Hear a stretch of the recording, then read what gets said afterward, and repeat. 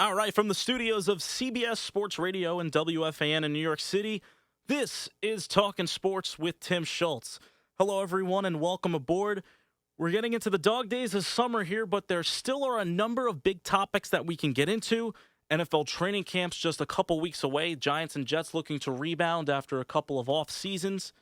The U.S. women's national team winning its third World Cup, topping Japan just a week ago, in a very busy NHL offseason. But first, we're going to start things off in baseball with the All-Star break coming up. Big weekends for the Yankees and Mets, the last series before their respective All-Stars head off to Cincinnati for the 86th Midsummer Classic in Major League Baseball. The Yankees still in first place, looking to pad their lead, while the Mets just a couple games out of first and of the second wild card in the National League. So the Yankees and Mets have big weekends coming up, with the Yankees off in Boston for 3 games and the Mets hosting the Arizona Diamondbacks for 3. They'll close out the first half before once again heading out to Cincinnati at the home of the Cincinnati Reds, Great American Ballpark, for the All-Star game. And this is big weekends for the Yankees and the Mets for a couple of reasons. As I mentioned, for the Yankees, they're in first place, but they're clinging to just a 1.5 game lead. And for the Mets, they're in this race despite coming up short offensively almost all season.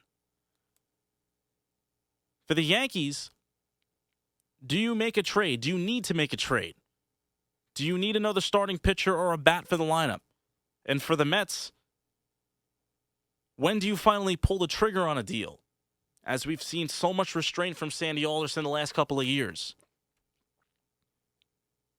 Aside from trade talk, this weekend is about expanding your leads or closing in on your rivals. And for the Yankees, if they can get a 4 or 5 game lead heading into the All-Star break, that can do wonders for them.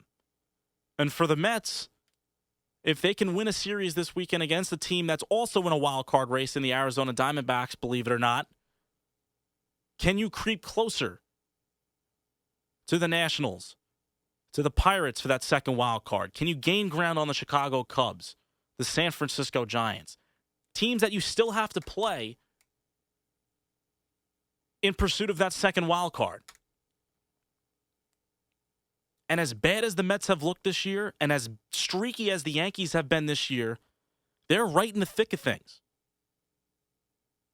And these are critical series for the fact that they can get even closer or get even further apart from their respective opponents. For the Yankees, they need to have people step up like CC Sabathia, who's been dreadful for this season. There's no doubt about it. For the Mets, it's time for the offense to start doing things. David Wright's not coming back anytime soon. Travis d'Arnaud's not coming back anytime soon. The team that you have right now is what you have. And you need production from the Kadyers, from the Grandersons, the Lucas Dudas, the Wilmer Floreses. You need guys to step up. Because believe it or not, you're in this race. And believe it or not, if the Mets can get a sweep this weekend, they'll be 5 games over 500 and right there for that second wild card. And for the Yankees, you're playing a team in the Boston Red Sox who you can absolutely bury. A team that has struggled all season, has no right to be in this conversation right now, but because of how bad the AL East has been, they're still alive. And for the Yankees, you can put them in the ground this weekend with a sweep. 2 of 3 is pretty good, but a sweep can crush the Red Sox. And with how crazy this AL East has been all season, it wouldn't hurt to bury one of those 4 opponents in your division right now. For the Yankees, you need to find some continuity. There have been times this season where they've looked like world beaters. And then there have been stretches like the one we saw in May on that road trip out in Kansas City and Tampa and Washington where they couldn't buy a win. Now it's time for the Yankees to get on a roll and keep this ship going evenly throughout the rest of this regular season and hopefully into October.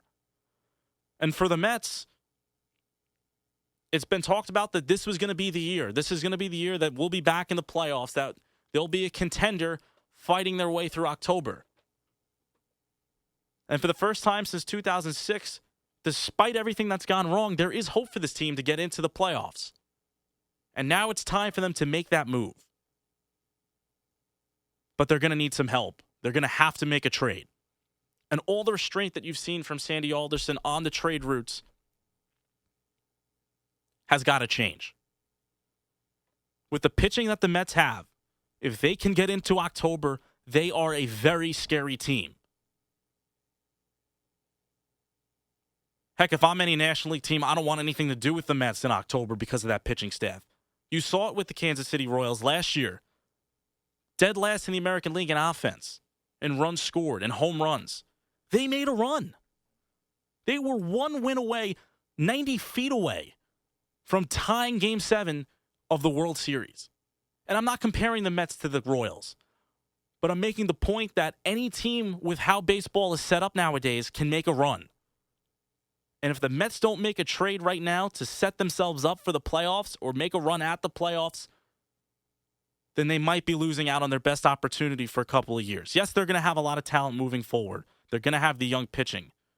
But with how weak baseball is right now set up outside of the Cardinals and the Pittsburgh Pirates and the Washington Nationals being as streaky they are, the Mets have a prime opportunity to sneak into October. We're going to dive into this more coming up next. We're going to have Ed Coleman of WFAN going to talk about the Mets, followed up by Sweeny Murti, who's going to talk Yankee baseball with me right here on Talkin' Sports. All right, welcome back here. Tim Schulze here with you on the airways talking sports. We're now joined by Ed Coleman, who covers the Mets for WFAN, with the Mets wrapping up the first half of the season, a 3-game series at home against the Arizona Diamondbacks this weekend. And Ed, welcome aboard. How are you doing? I'm doing great, Tim. How are you? Doing pretty well.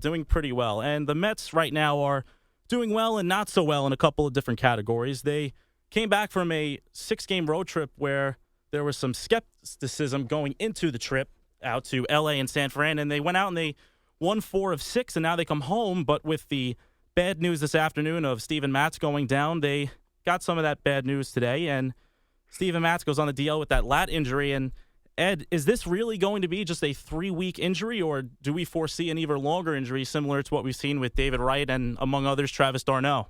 Well, I think it's going to be longer, Tim. It's 3 weeks of not throwing, and again, if you've got to get back up to speed, if everything is okay after those 3 weeks, he checks out okay. He's going to need, at least a couple of weeks to get back into the swing of things and get his pitch count up. So it's going to be a while. I would think if you see Steven Matz before the end of August, you'd probably be in good shape. I guess the good news with that is that, if indeed the Mets hang in there, and they're in a similar situation as to where they are now. 3 games back pretty much, both in the wild card and the division. Steven Matz is going to have a lot of innings left in September, so the way he's pitched thus far, I think that may be a good sign for him. But I think it's probably more like a 6-week injury as opposed to a 3-week injury. Steven Matz giving Mets fans a lot to be hopeful about with those first 2 starts, but as you mentioned, he's now on the DL, and as I alluded to beforehand, they had that road trip where going into that West Coast trip, the Mets were really struggling to score runs, still struggling a little bit, but they did manage to squeak out 4 out of 6 wins on that trip. How much of a confidence booster was that road trip for them, knowing that, hey, we can go on the road and play these teams that are contending for playoff spots and keep up with them? Yeah, it was huge, Tim. It was a huge road trip for them and a tremendous boost to their confidence. I don't think there's any question about that. When you went into that trip, you were facing Clayton Kershaw and Zach Greinke in the first 2 games. And, most Met fans had already written those in as L's. They split those 2 games and then managed to take the third, and they took 2 out of 3 in San Francisco as well, too. I made the contention that even after 2-1 in Los Angeles, if they got swept in San Francisco, it would have been a good trip because most people had them penciled in at about 1-5 for that road trip, and they come home 4-2. And the other important thing, as you mentioned too, is it was against teams that they have to fight for, possibly the wild card for. I think the Dodgers and the Giants are probably going to go at it. Arizona has come back into the mix out west, but probably the Dodgers and Giants will vie for the National National League West crown, and the other team is going to be in the wild card mix. So, beating those two teams out there on the road where the Mets haven't been too successful was huge for them. I mean, even with those wins, they're still 13 under on the road, but they're getting a little bit better, and they've had a good home mark. Talking with Ed Coleman here, Tim Schulze talking sports with you. Now, Ed, you mentioned the Diamondbacks as another team as a wild card contender. The beauty of the new playoff format that came in a couple seasons ago is that you may be that fifth-seeded team and you're in. And besides the Diamondbacks, besides whoever doesn't win the NL West, do you see any other teams other than the Cubs that may be a threat for the Mets to go against to try to get into October? Well, possibly the Pirates. I mean, you have to factor them in as well. They're playing St. Louis right now. The Cardinals have been the cream of the crop in the National League thus far this year, but and that's with a lot of injuries too. Adam Wainwright has been down. Matt Holliday has been out. They lost their first baseman Adams as well too. But St. Louis is sitting there with 56 wins, which is the most in the majors. Pirates have played very good baseball though. Pirates have 50 wins and. As I mentioned, they're in a series right now, a 4-game series in Pittsburgh. So, if they knock each other out, that's probably good for the Mets. But there are several teams obviously that you have to look at. Arizona, I think you have to factor in simply because they've gotten to the 500 mark. The Cubs, Pirates. Can you win the East against Washington? Well, most people think not. So you're probably going to be involved in the wild card mix, and all those teams are going to factor in. So. They've got their work cut out for them, that's for sure. But the interesting thing, I'm not a big fan of the extra wild card team, the fifth team that's in the playoffs. I never have been, but at the same time, if you can get yourself in the playoffs and you have the pitching staff, the kind of pitching staff that the Mets have, and provided they still have innings left at the end of the year, I think you're in pretty good shape. You can send a terrific pitcher out there virtually every game, and especially in a play-in game like the last wild card would have, and that's a big plus, I think, for this Mets team. Now, the Mets, as you look at the standings right now, they are 3 games out of the division lead behind the Nationals in the NL East, and in the wild card race, they are 3 games behind the Cubs for that second wild card. Cubs are 4.5 games now behind the Pirates for the top spot. So you have the Mets 3 games behind, and then Arizona's 4 games behind, 2 games behind the Mets in the win column. So, like you mentioned with the pitching staff that the Mets have, now the Mets have struggled offensively all season. They're last in runs, they're last in hits, and they're last in runs batted in on the season. But they have that pitching staff that can carry them. But at the same time, there are the frustrations where you get these gems pitched by DeGrom, by Harvey, Syndergaard, Cologne, whomever it is. How hard is it on the pitching staff to not get frustrated after a performance where they go out there and they may lose 3-1, 2-0, 2-1, etc.? Yeah, I mean, they say no, but and they say it's not an effect on them and it doesn't bother them, but it does. I think that's just human nature. Anytime you do your job out there and you hold the opposition to 0 or 1 or 2 runs, and that's usually the case for the Mets starters this year, you expect to win. You expect your team to win the game. You'd love to get a win yourself. And there have been a lot of times, obviously, where things just haven't worked out. You look at Matt Harvey, who's had, I think 11 of his 16 starts this year.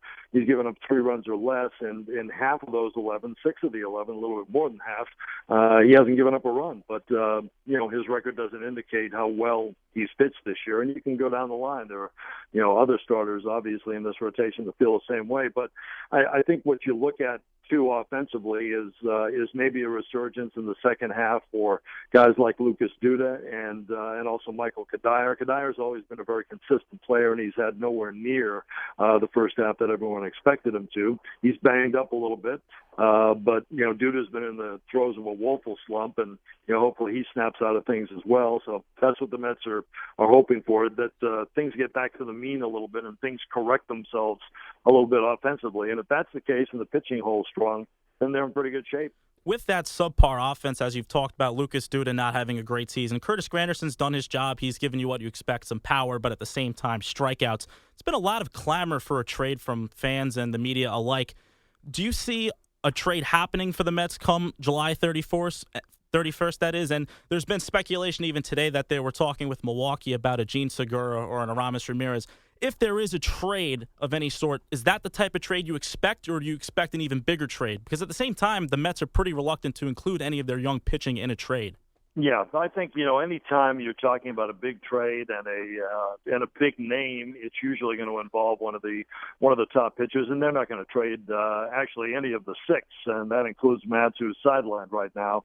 They're just not going to do that at this point in time, and that's what everyone's asking for. As you get closer to the 31st, it becomes kind of a game of chicken and who blinks first. So you never can tell what can get done, but I think you're probably looking at lowercase players or the kind of more versatile guys like the Martin Prados and Ben Zobrist, although Zobrist, I think, is going to be in great demand. He's playing well.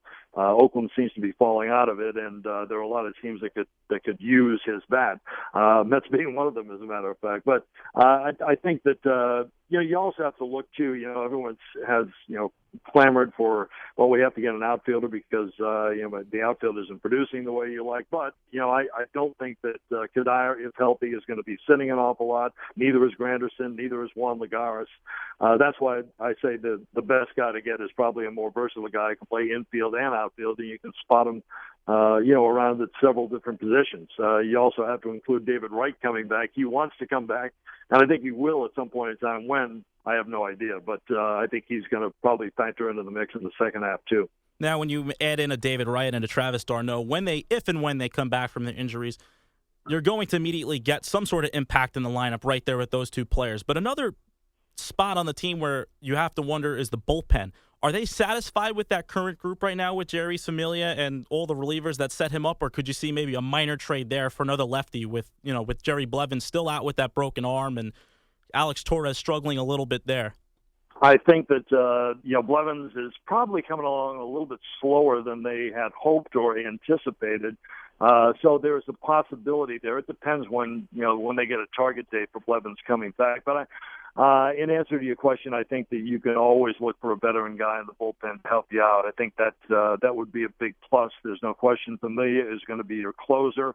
Henry Mejia is here and really hasn't pitched yet since he's come back. You probably will this coming weekend. But if he can pick up where he left off from last year, and he had 28 saves, I think, on the season. He's not going to be getting saves this year, but he can certainly eventually pitch the eighth inning and help out Familia.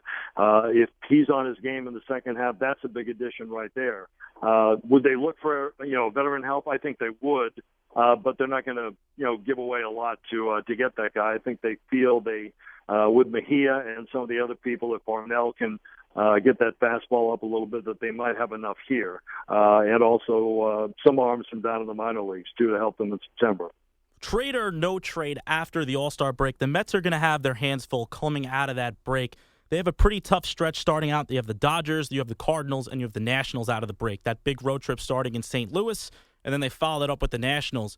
Where do you see this team out of that stretch? I mean, one way or the other, the offense has struggled this year, obviously, as we know. And the pitching is going to be there. Do you define that as maybe a big-time moment in the season for them that could either save their season or break their season? Yeah, no, I don't think there's any question that when you look at the schedule up to the trading deadline, that's huge for the Mets. You mentioned St. Louis and Washington. That's the road trip right out of the All-Star break. They have 4 with the Dodgers back here. San Diego comes in, and they face Washington again right at the end of the month. That'll bleed over into August, the first couple of days. But Washington has had their way with the Mets here, in particular at Citi Field. So that's a big series as well. I think, you're obviously going to know a lot more about this team and where they are at that point in time. I do think they'll have some sort of deal and get some sort of deal done before the 31st, so you'll add a little juice to this lineup. Maybe Wright is back by that time. d'Arnaud should be by that time. And Blevins eventually may be around the corner. So, anytime you can get even an injured player or a veteran player back, it's almost like a trade. And I think that, that's what guys like to see after, you get to that point in the season when you're down to about the last 40 to 45 games or so. If you get reinforcements and they can help you, that gives a huge lift to the club. So, like I said, if the Mets can stay around where they are right now by the end of this month after a tough schedule, I think they could be in very good shape. Mets in the beginning of a 3-game series with the Diamondbacks that kicked off tonight, which will be followed up by the All-Star break, the game Tuesday night in Cincinnati. And following that, the Mets will open up the second half in St. Louis with the Cardinals. Eddie, I really appreciate your time, and thanks for coming on with me. Tim, my pleasure. Thanks. When we come back, we'll talk some Yankee baseball, and we'll be following that up with some NFL, Giants-Jets next. Tim Schultz here with you. And welcome back. Tim Schultz here with you, talking sports. We've spent some time talking about the Mets thus far, and now we're going to spend some time talking about the Yankees. And joining me to discuss the pinstripes is Sweeny Murti. Sweeny, thanks for coming on with me. Of course, anytime. Now, Sweeny, the Yankees out of the All-Star break have been firing on all cylinders. They're 9-3 out of that break. And what specifically have you seen from the team? Is there one thing that you can put your finger on where, it just stands out to you that they're just firing on all cylinders right now? Well, they're getting contributions from up and down the lineup. I mean, a lot of the first half, we talked about how Mark Teixeira and Alex Rodriguez were really carrying things, and Brett Gardner was an all-star. But if you look in the last week, they've had some comfort behind wins, and a lot of them have been fueled by the bottom of the order. You have guys like Brendan Ryan and John Ryan Murphy, and bench players getting big hits. And they seem to be putting a good streak together. They had a good streak early in the season that kind of unraveled right away when they lost 10 out of 11. So this time they're creating a pretty big cushion between themselves and the rest of the division, and we'll see where it takes them. They're on a good run right now. Now, a big part of that resurgence for the team right now is Alex Rodriguez. I don't think there's any question about that. Now, despite getting snubbed from the All-Star game, he just continues to prove everybody wrong right now. And there's a good case that Mike Trout probably is the lead candidate for the MVP. But how strong is Alex's case right now? Well, he's certainly in the discussion. I hate calling the All-Star thing a snub. I mean, there's a certain number of roster spots, and every year there are people left off, that could honestly go to the game. But the MVP is a different thing.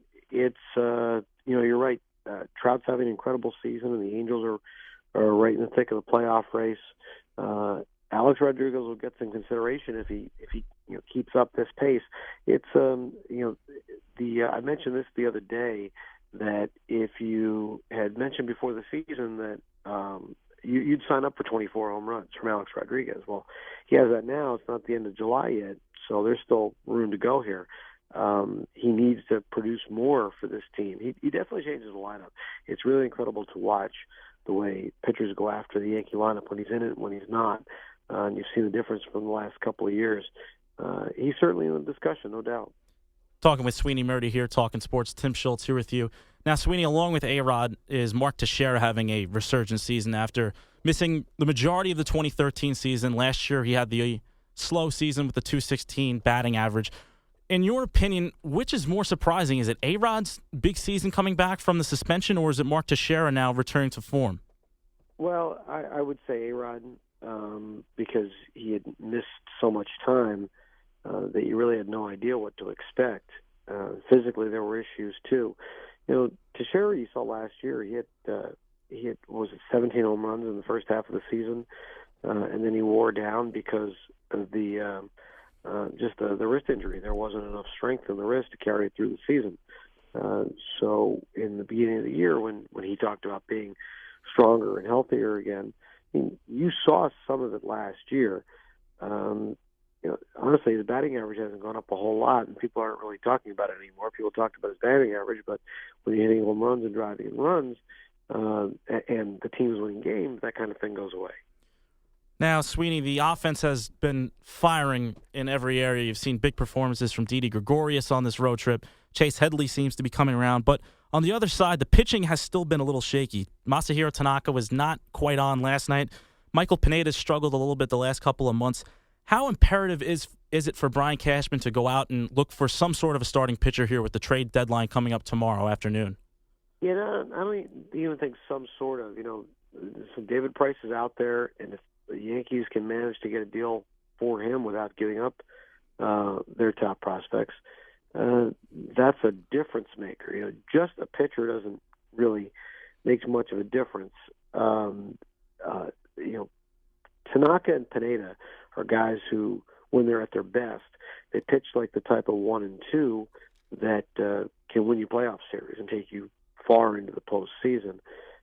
You've seen a few outings where they just haven't been that consistent. That's true of every pitcher, but I think you see enough inconsistency, especially from Pineda, who, it's been a while since he's pitched a season this long, where you sit there and say, okay, maybe you do need some help in that rotation about October.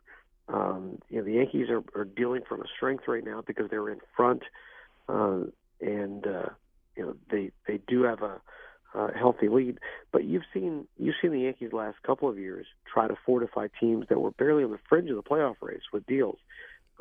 I would think it makes sense to try to improve a team that has a chance to do something special in October. Now, starting pitching seems like the priority right now for this team with the deadline coming up, but there are a couple other areas that they could address, particularly maybe second base between Stephen Drew or potentially Rob Refsnyder coming back up. There were even talks yesterday of the Yankees nixing a deal for Craig Kimbrell. Do you see them looking at second base as much as pitching, or even adding another right-handed reliever? Yeah, I think Ben Zobrist was a guy who made a lot of sense. The Royals got him for included a pretty good prospect in the deal, so I think the Yankees would have looked at that as too high an acquisition cost. They have some options even in house, as you mentioned, but it's not as big a deal right now when you consider that Stephen Drew's home run power plays at Yankee Stadium, and they have a great majority of games at home when they come back from this 10-game road trip. You look at what your potential flaws are and what could keep you from going further in October at this point. I would think pitching is probably the area where you think that could come up. I mean, the Yankees have come this far with Stephen Drew hitting under 200. I would think it's something that you could live with given the way the rest of the lineup has performed. Yeah, it seems as if that there will be some sort of trade for the Yankees come 4 p.m. tomorrow for the trade deadline. And as you mentioned, the Yankees have a ton of home games the rest of the season. And after this road trip, they only have 3 road series outside of the AL East. So they seem as if that they're going to be the favorite going on the rest of this regular season. And who is the biggest threat for them in the AL East? Is it Toronto after picking up Troy Tulowitzki? Could it be Baltimore? We know what they can do the last couple seasons. They won the division last year. Could it even be Tampa Bay? Who in your opinion, is going to be that team to watch? Well, I thought it's been Baltimore for most of the season, but now you're this close to the trade deadline. It's really a question you can't answer until after you get past that deadline. You see who did what. Toronto still needs some pitchers, and if they get somebody, well, then that makes them a legitimate threat again in the AL East. The Orioles, the Yankees are on the type of run out of the All-Star break that the Orioles went on last year. They were on a West Coast trip where he said, watch out, this could be dangerous. Well, they blew through that trip and really established themselves as the leaders in the team to beat in the division. The Yankees are doing that right now, but again, as you get closer to the deadline here, you see how things can shift, and you see if the Orioles do anything or the Blue Jays do anything. Tampa Bay, I don't think is prepared to do anything to improve themselves and their offense going forward, and the Red Sox, who looked like they were ready to make a move right before the All-Star break, really scuffled coming out of the break, and they've fallen too far out of the race. So I guess it's kind of an incomplete question to answer, or incomplete answer to your question based on the fact that we're so close to the deadline and things can change pretty quickly here. Now, coming out of the trade deadline, regardless of what the Yankees do here, who is going to be the big X factor for this team coming down the stretch? Is it going to be Alex Rodriguez and Mark Teixeira keeping up that production? Is it going to be the starting pitching picking it up? What do you see as the critical part of this team moving forward the rest of this regular season? Yeah, I think it's the health of the guys that you're talking about. You're talking about Tanaka and Pineda finishing the season strong enough to make you believe that they can keep going through October. You're talking about the same thing with Alex Rodriguez and Mark Teixeira, 2 guys who have just been vital to the lineup so far, and their health was a big question. Their health has been a non-factor for the first 4 months of the season. It has to stay that way if the Yankees are going to move forward. It's kind of alluding to what I said before. If I'd given you those numbers for Teixeira and A-Rod and said this is what they're going to do, the numbers they currently have, if I told you that back in March, you'd say, yeah, I'd sign up for that. But now that there's still 60 games to go, you still need them to keep going, and they can't afford a drop-off right now either. they are the team's biggest run producers right now. They need to stay that way during the course of the season. Sweeny Murti covers the Yankees for WFAN. The Yankees wrap up a 4-game set in Arlington tonight with Michael Pineda on the mound against Giovanni Gallardo. Sweeny, thanks so much for coming on and joining me today. Of course. Thanks. Anytime. When we come back, football is just a little over a month away. We preview the Giants and Jets coming up next on Talkin' Sports. And welcome back to Talkin' Sports. Tim Schulze here with you. Let's move from the baseball diamond over to the gridiron now. NFL training camps underway. Giants and Jets kicking things off. Giants right outside of MetLife Stadium at the Timex Performance Center. Jets down at Florham Park at their facility. Training camps kicked off yesterday. The first preseason games coming up in about a week and a half, so 10 days from now. Giants looking to get back in the playoffs for the first time since 2011 when they won Super Bowl 46.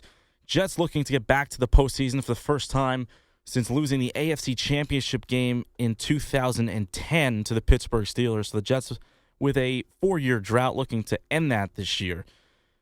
Jets finished 4-12 last year. The Giants 6-10. Giants back-to-back losing seasons now after finishing 7-9 the year before that. And the Jets struggled mightily this year, including a extended losing streak and finishing that 4-12. They did win Week 17 against the Miami Dolphins, which seems to happen almost every year for the Jets when they end the regular season. When you take a look at these two teams and you come into this 2015 season, there's a lot of expectations. Now, the Jets spent a ton of money this offseason. They brought back Antonio Cromartie. They brought back Darrelle Revis. When you look at the Giants, they remain status quo for the most part with both the coaching staff and the players. But the big thing for both of these teams this offseason have been distractions. For the Giants, the big question right now is JPP. We all know what happened on 4th of July with the fireworks accident and him having his finger amputated and not signing his franchise tender. So he technically still isn't a member of the Giants, but we can expect that he probably will play at some point this year once he does, in fact, sign that tender. Or maybe crazier things could happen. When you look at the Jets, you have the question mark with Sheldon Richardson. Gets suspended for the first 4 games of the season with the drug suspension for marijuana, and now gets the speeding ticket and arrested for resisting arrest for the incident just yesterday with the driving over the speed limit about 140 miles an hour with a minor in the car. For the Giants and Jets, the big thing, as I said, is distractions. And when you have distractions, it creates rifts in the locker room, and it adds to losing. Now, losing is one thing. Nobody wants to lose. But losing with distractions is a nightmare. We saw that last year with the Jets and Geno Smith. Geno Smith missing one of those meetings out in San Diego because he was in the movies and got mixed up with the times. For the Giants, you saw it a couple years ago with Hakeem Nicks and all the drama that came with him, which led to him being out of the picture last year, signing with the Colts, now playing for Tennessee. Now you bring in this whole thing with JPP, who's arguably one of the Giants' top 3 players, and that's an entirely different situation. Add in the fact that Eli Manning is playing in a contract year, which should not be much of an issue with him and the team, but that's even another distraction. Is he going to perform up to expectations in a contract year? Now, we all expect Eli Manning to play his entire career with the New York Giants and to play into the rest of his prime with the New York Giants. But that's just an added distraction for this team. For the Giants, you heard the Maras come out this week and say, we want JPP back. We miss him. We need him. There's been no communication because he hasn't signed that franchise tender. How much of a distraction is that going to be? That's going to be the number one question, obviously, with training camps now underway. The question now is, when are we going to hear from him? When are we going to see him? When is he going to sign this franchise tender? And even when, in fact, he does sign that franchise tender, it's still going to be a distraction. And with the Giants being this no-nonsense organization, this is something that's going to be very difficult for them to handle, both on and off the field. Can he perform now with one fewer finger? Can he perform after 2 years ago struggling? He came back and had a very solid season last year. But can he make the team that much better now with this very serious injury? The Giants doctors have not been able to look at him, so we have no idea really. For the Jets, with Sheldon Richardson out for the first 4 weeks, and who knows, maybe even longer if he does something else stupid, how are the Jets going to compensate for that? We already know Muhammad Wilkerson is wanting a new contract. He's been looking for that. He has not played it up really in the media, but it's still early. Things can change.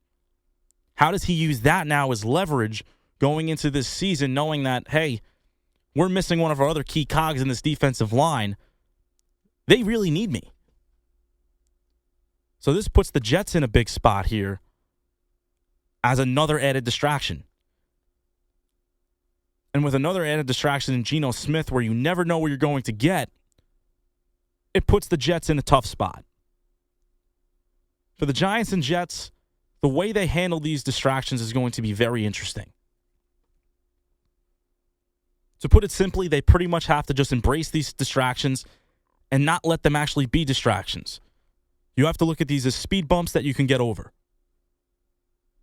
For the Jets, it has not been easy, obviously, the last few years under Rex Ryan, who loved the spotlight, loved the media attention.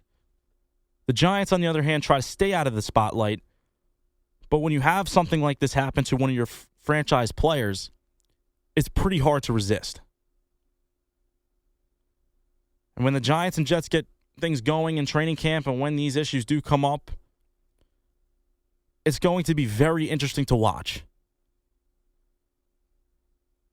The Giants are in a spot here where they're missing one of their top players. And even if he does come back, if and when he does come back, it's going to be something that's going to be talked about throughout this season. For the Jets now with the new head coach and Todd Bowles, there's an emphasis on keeping things in-house, keeping things in check. Both of these two teams need to keep these things in check and run smooth ships. It's going to be very fascinating to watch over the next couple of weeks, through the preseason, through training camp, and then eventually into the beginning of the regular season. When we come back, we're going to talk to Chris Lopresti of WFAN about the Jets, and we're going to talk to Tiki Barber about New York Giants football. All next. Tim Schultz, Talking Sports, here with you. Don't go anywhere. And welcome back to Talking Sports. Tim Schultz here with you. We've spent some time talking about the Jets, and now we're going to shift gears to Big Blue.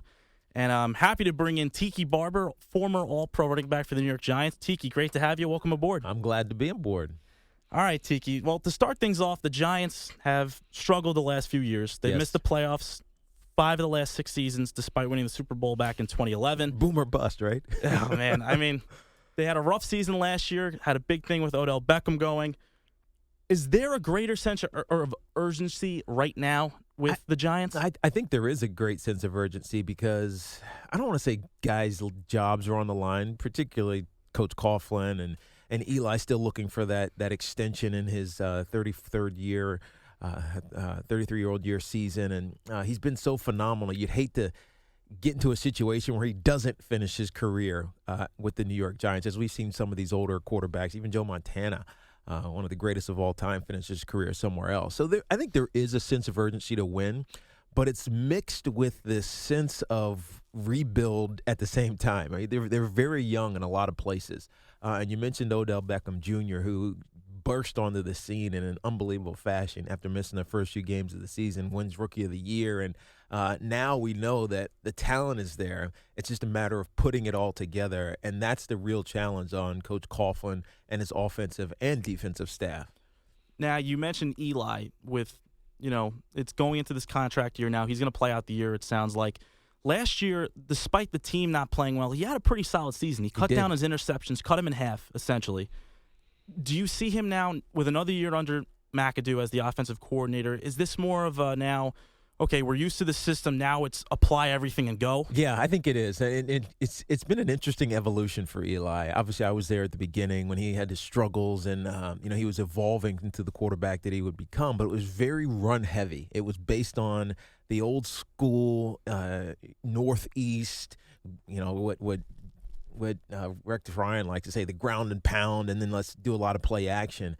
But with McAdoo, and even going a couple seasons before McAdoo, it started to shift for Eli. It became about him. It became about the drop back pass. It became about quick outs and misdirection in the secondary with his receivers, and the emphasis is no longer on the run, which is great, but it just puts a lot of pressure on the offensive line to protect him first of all, and then two, for him to make those correct throws. And the only way to do that is if you have the talent around you. Now, we obviously saw Victor Cruz, same as Odell Beckham, explode onto the scene. He's recovering. Ruben Randall's been a guy who they've wanted to get really into the mix and evolve, and I think he's ready to take that step.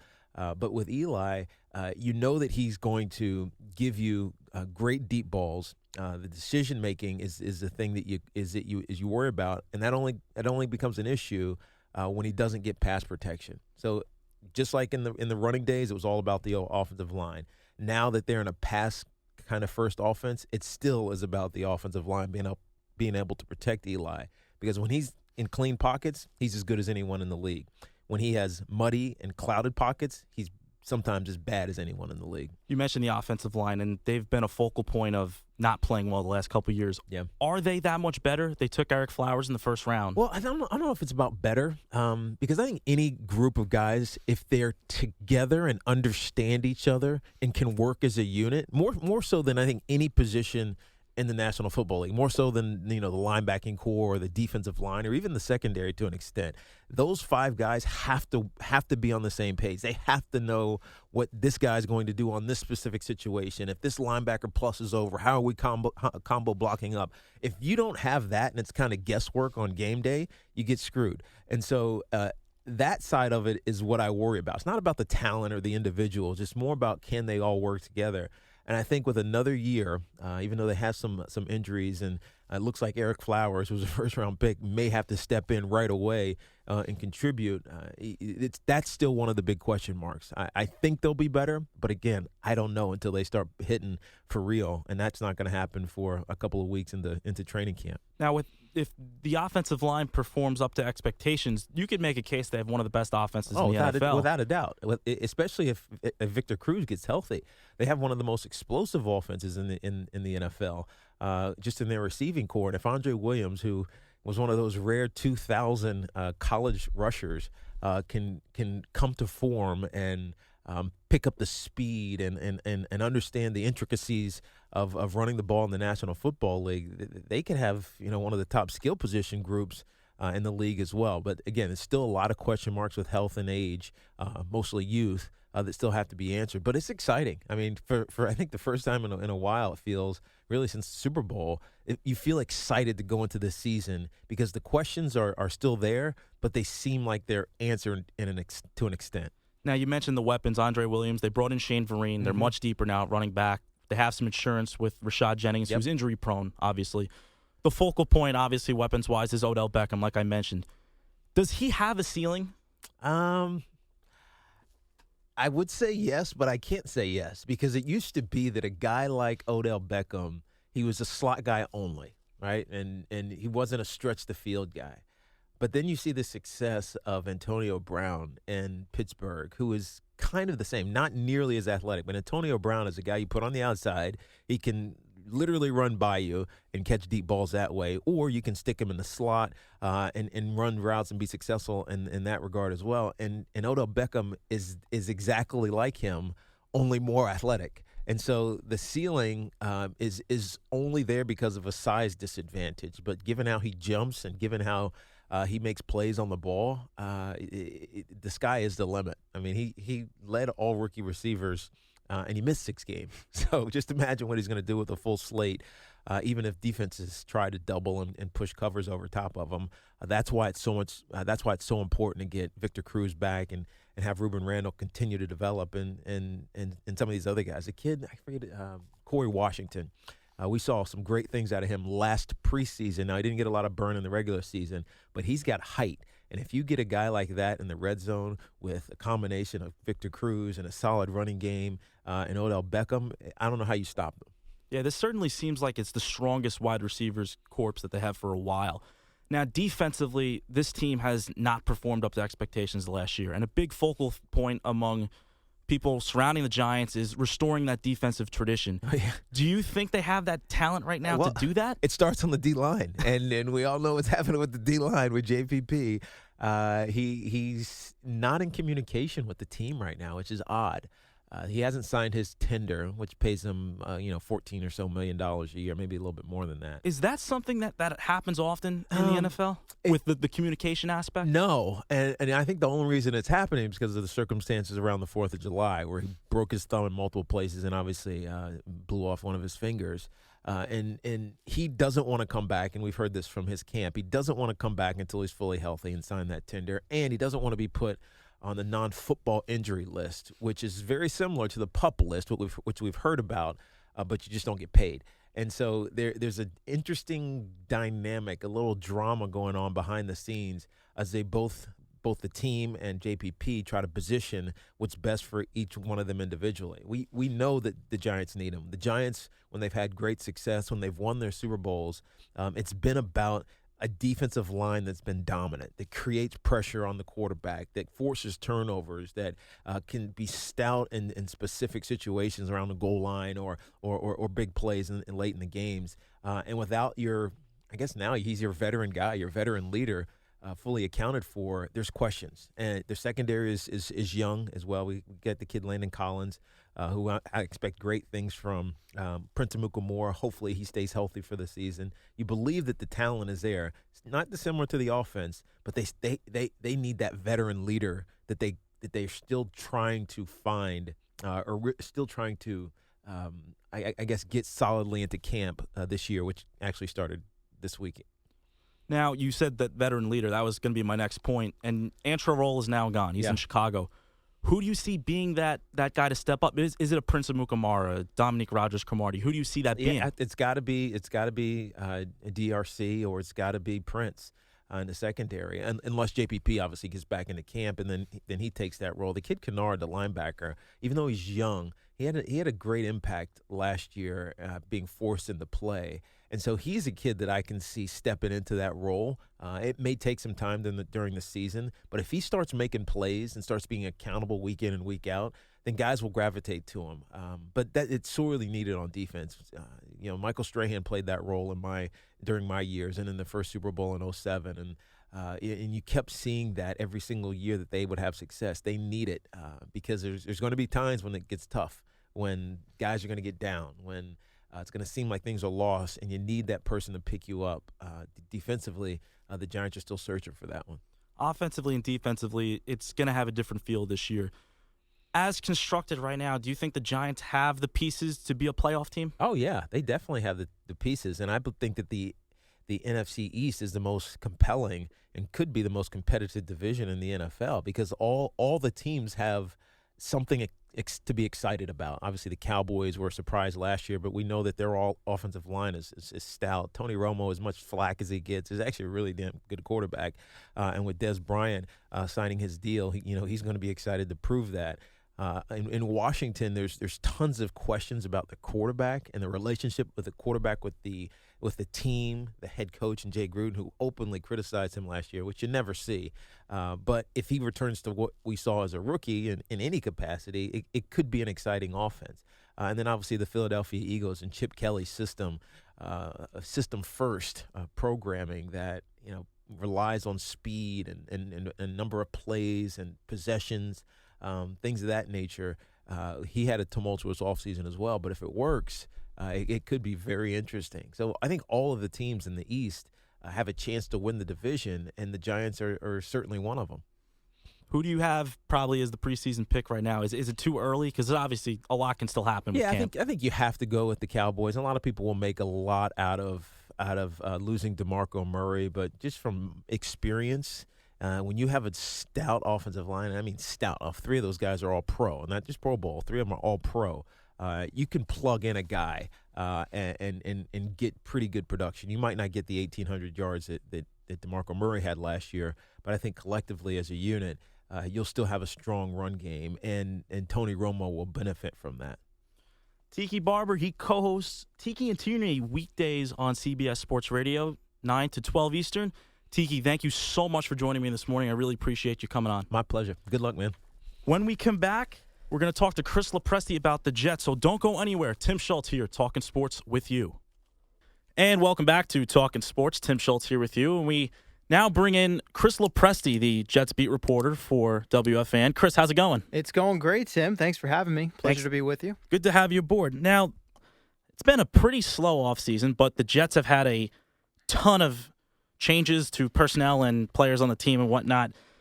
First, to start off with the new coaching staff, Todd Bowles coming in from the Cardinals was the defensive coordinator. Now is the new head coach. You have Chan Gailey running the offense, Casey Rogers running the defense.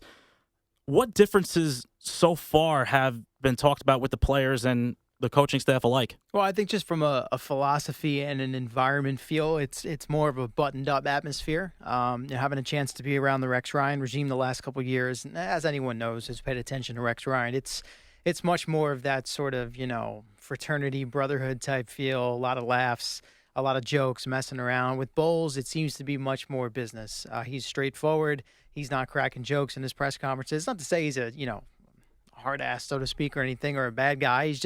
He's a little bit more focused on the on-field stuff and a lot less focused on the off-the-field stuff. So everyone has their own style. I think that was important as they made a change to a new regime to kind of go that opposite direction. Coming out of the Mangini era, they went for more of a player's coach with Rex. And now coming out of the Rex era, you want to go with a guy that maybe preaches a little bit more discipline and accountability, which I think is kind of what this roster needs right now. So in the early going, it seems to be going okay, but as we know, the proof will be in the pudding. We'll see what the results are on the field once we get to the games in September. Now, philosophically, offensively, and defensively, this team still is going to be a defensive-oriented team. It's been that way for the last some odd years and whatnot. So you're going to probably see the same kind of defensive mindset with Casey Rogers. But offensively, what differences do you think Chan Gailey is going to bring to the offensive game plan? Well, the thing that Todd Bowles really liked about Chan Gailey, and they never coached together in the past. So it was kind of an interesting choice because when you bring in a new coach, a head coach, you look for him to bring in guys he has experience with. And Gailey's a guy he even kind of earmarked as an offensive coordinator candidate for him when he was interviewing for head coach jobs last year. And what he likes is the versatility, the fact that Gailey has been able to work in different type of offenses, take advantage of the talent he has on the roster. In Pittsburgh, they were power run when he was there. Up in Buffalo, when he was a head coach there a couple years ago, they ran more of a spread style. And I would expect that's probably what we're going to see from this team. I think it kind of benefits the weapons that they've built on offense. You want to get as many of these receivers on the field as you can. You've obviously got Eric Decker and Brandon Marshall as your 1-2 punch now. Jeremy Curley, as we know, is sort of an underrated option in the slot. They bring in Devin Smith from Ohio State, who maybe isn't from a production standpoint going to put up big numbers as a rookie, but what he does is he adds that speed element, which this offense hasn't really had. He should be able to stretch the field and kind of take the top off of a defense. And I'm really looking for an emergence from Jay Samaro in his second year. He played in a spread system at Texas Tech. He's not your traditional inline tight end. He's going to be flexed out wide or in the slot sometimes, and I would look for them to take advantage of that. And I think all of this benefits Geno Smith, or at least it should. This is a make-or-break year for him.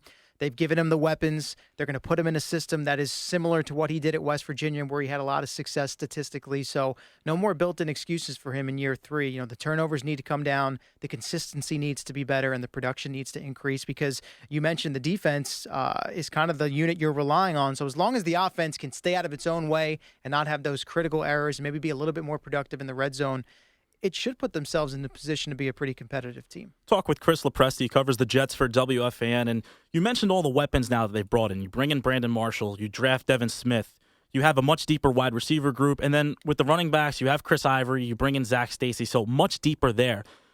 With Geno, do you see it? They said in the OTAs that Geno's the starter. Do you see that staying as is right now, or do you think Fitzpatrick's going to get somewhat of a chance there to take him off the throne? I think it's going to be Geno in week 1. I think he'd have to be really, really poor in camp and in the preseason, or obviously have some sort of injury. And that's nothing against Fitzpatrick. I mean, the signing makes sense. He's a guy that has experience with Gailey. He's a veteran. He's well-traveled. He can step in a pinch. He knows the system. So it's not like a youngster that Geno's battling where he's going to need a lot of reps in camp as well. Plus, he's coming off a fractured leg, so they're going to kind of ease his workload as is. I definitely think it's Geno's job to lose. I personally don't think he's going to fall on his face in camp or in the preseason. So week 1, I expect him to be the guy under center. It's just a matter of how many games do they give him once you get into the season, because they don't want to dig themselves a hole here. They've gone out and made improvements to try and be competitive in the division. We know the Dolphins and the Bills have as well. Everyone's chasing the Pats. obviously, as the defending Super Bowl champs. So, the Jets need to get off to a good start, take advantage of, some of the winnable games they have in that first quarter of the season. So, I don't think the leash is going to be extremely long with Geno. Like I said, I think he's set up to succeed. They've given him, I think they've done everything possible other than, you could argue, maybe adding, one more solid piece along the offensive line. But a lot of teams in the league are looking for guys that can play on the O-line. So it's set up well for Geno. It's up to him. I still think he has the physical talent and the tools to succeed. It's the in-between-the-ear stuff, the consistency, which we still have question marks about. And he's going to need to answer those questions early and often, or else he's probably going to find himself riding the bench. Now, the question marks that come with Geno Smith are obvious. We've seen that so far. But one guy who's come in and has shown support from already is Brandon Marshall. Not only the leadership that a guy like Brandon Marshall brings to the team, but how important is he for the wide receivers and the fact that he puts Eric Decker now back into a more comfortable role as a slot receiver, and now you have Decker and Curley as the two slots to go along with Marshall and potentially Devin Smith as the deep ball guys. Yeah, it benefits everyone, but I think for Marshall and Decker to work together and you have that 1-2 punch, both guys are established players, they should be able to help each other. And you look at what Decker was able to do with Demaryius Thomas in Denver. Now, Marshall at this stage of his career is not quite as explosive as a Demaryius Thomas is, but he's a big target. He runs routes well. He's smart. He has a ton of experience. He's also a versatile guy that you'll see probably used in the slot a lot as well. Chan Gailey is going to have these movable chess pieces where guys are capable of lining up in different areas. So, if you're a defense and you see, okay, they're in, whatever package, these guys are coming into the huddle, you don't know until they break the huddle where those guys are going to be setting up. So they can get creative with their formations, moving guys around in motion.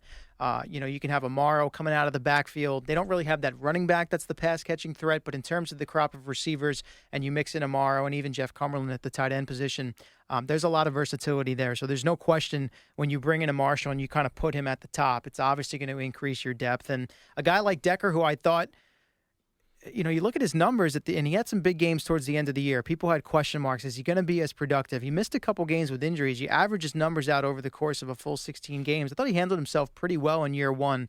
And when you add a Brandon Marshall to the mix, I think it's going to do nothing but benefit him in his ability to get open. Now, do you see the Jets having enough depth to be a playoff team offensively right now? I think so. I think if they get competent play out of Geno, I would expect them to be in the mix. It's going to be a competitive division, but you look at a team that's 2 years removed from, maybe it was a miraculous 8-8, but they didn't play all that well in that year, and they were still right there. So if this defense even comes anywhere close to, I think, the on-paper expectations, and the offense can limit those big turnovers. I mean, I'm not looking for Geno to go out there and put up huge numbers. I don't think anyone realistically is looking for that. But if he can cut down on some mistakes and if they can be more productive in the red zone, and again, when you talk about Decker, good red zone player. Marshall, good red zone player. Amaro has the ability, I think, to be a good red zone player. They need to be much more efficient in that area. Assuming they can do that, I would expect them to be in the mix. Yeah. Now, defensively, they brought back Antonio Cromartie, Darrell Revis. Those were the big offseason moves right there. They brought in Buster Screen. They brought in Marcus Gilchrist. So that secondary last year, which was arguably the worst in the NFL, now is probably top 5, you can make a case. The question mark on the defense right now is no Sheldon Richardson for the first 4 games with the drug suspension. What I'm wondering here is, how does this suspension give Wilkerson leverage for negotiating a new contract? Do you think it's a big advantage for him? I don't know if it's a big advantage. I think he'd need to be inside the head of Mike McCagnon in the front office to kind of answer that. But let's put it this way: it doesn't hurt. I think that's for sure. And I give Wilkerson credit. I know some Jet fans were kind of rubbed the wrong way this spring when he didn't show up to OTAs. Number one, they're voluntary, so he was under no restriction of having to be there. And the guy's looking out for his future. He's not been one of these guys who's played out this contract thing in the media a whole lot. There've been some rumblings here and there, but for the most part, he's a quiet guy who goes about his business and tries to do things the right way. So I give him credit for that. And I don't think this situation can do anything but benefit him, assuming he stays healthy and has a productive, solid season coming up here. And the Jets, unfortunately, are still in a bit of leverage from their position as it pertains to Wilkerson as well, because he's playing on this 5th-year option. They can still choose to franchise him. They're not. It's not like they're going to be pressed to do anything here or there. But Richardson, you would say, is probably the more explosive, higher ceiling player after 2 years and what he's done. But I think Wilkerson's probably the safer player from an off-the-field standpoint. And what's scary about the Richardson thing is, if I understand the drug policy correctly, the fact that he's been suspended 4 games means he's a multiple offender. I mean, he's failed tests in the past as it pertains to marijuana here. So he's not the only guy in the league that's dealing with that. And I understand people have their opinions on whether it's right or wrong. Fact is, it's still a rule right now, and he's been caught before and has continued to do it. So when you're talking about potentially down the road paying him as your franchise-type player and committing a lot of money to him, I think you want to feel more comfortable about the character side and how he's handling himself off the field. You're committing that much money to somebody. He needs to be on the field playing. You need that production. So I think that's probably a bit of an eye-opener, not just for the Jets, but for him as well. A guy that I know wants to get paid big money after this first contract is up. So going to need to clean up his act a little bit. And I definitely think in terms of leverage, you kind of add a couple of points to Muhammad Wilkerson's side for the time being. Now, how will they compensate for his loss during those first 4 weeks? Do you think we're going to see a lot of Leonard Williams? Are we going to see a little more of Jason Babin? How are they going to formulate that front three right there? I'm gonna be really interested to kind of watch that play out during camp and during the preseason, because Williams got a lot of extra reps in the spring because Richardson wasn't around much for OTAs. Wilkerson wasn't there, so the kid got extra run. He should be pretty comfortable in the system, at least entering his first camp as a pro.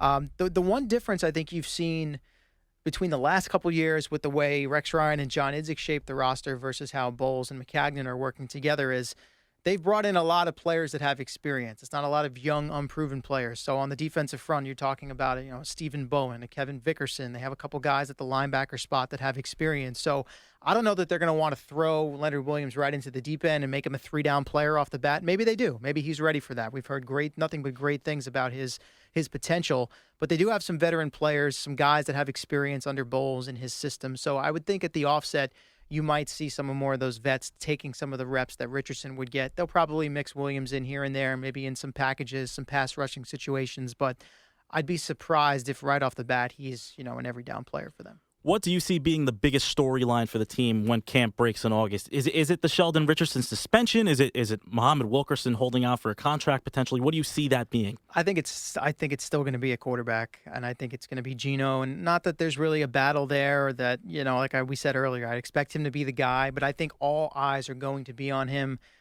People are going to be hanging on every training camp practice throw, every throw in the preseason, trying to decide, he's dead. He's a terrible quarterback. Get him out of there. Or wait, I see some light at the end of the tunnel. And I think it's important to recognize it's training camp. It's the preseason. You can't live and die on every throw. In the media, that's what we do because we know people eat it up. They'll be there charting his stats and his throws and 7-on-7 every day in practice. But he's going to be under the microscope. And quite honestly, this is going to sound harsh. He has nobody to blame but himself for that. If he had shown more progress over the first 2 years, people might feel more comfortable. But now the fans and the media and the outsiders look at a team that all of a sudden has a lot of veterans.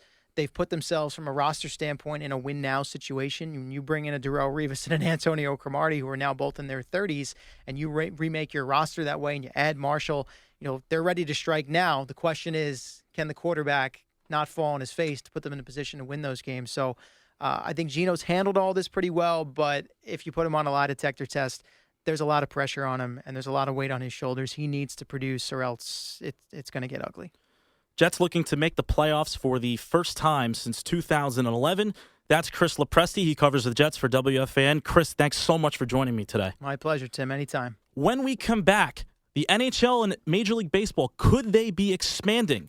Could the NHL become the first league to test the Las Vegas waters? Chris Peters of Ion Hockey will join us next. Don't go anywhere on Talkin' Sports. And welcome back to Talkin' Sports. Tim Schultz here with you. Spent some time on baseball and football on the program. We're going to shift gears to the rink and spend some time with hockey here. A lot of talk with free agency and trades this offseason, but another big-time event going on in the NHL calendar is the talk of expansion. Now, the last time there was expansion in the NHL, it was 15 years ago. They added the Columbus Blue Jackets and the Minnesota Wild to the fold, and now 15 years later, the NHL is thinking of expanding to 32. And the way I look at it here is it really necessary? But who are you concerning yourselves with? Is it the fans or is it just for money? And when you look at it from a money standpoint, the NHL is going to make a jackpot on this. There's no question about it. When you have a $1 million application fee to any city that wants to try and bring a team to their market, then that's one thing. But another thing is that you bring in $500 million for one single franchise expansion team. That's a lot of money. And when you're talking two teams, that's $1 billion for two new teams into a league that, over the last couple of years, it's shown that there is some dysfunction and discontinuity among the owners and the upper management, the commissioner and whatnot. Is it really the right time to bring in two teams where there's already thoughts that there are too many teams in the NHL, and there are a number of teams that just don't operate well enough, a la a Florida Panthers and Arizona Coyotes? Is it really the right time? That's my question here. Now, there's all the talk of bringing in a team from Las Vegas. There's talks of bringing in a team into Seattle, Quebec City, which is great. Quebec City would probably be a great market to bring back for the NHL. Seattle, a market that's never had an NHL team or hasn't had a team in some odd years. Las Vegas has never had a professional sports team of any sort in the four major sports. So why is the NHL testing this out? You've seen it the last few years with Vegas getting the award show ceremonies after the Stanley Cup final. But this is a whole nother animal.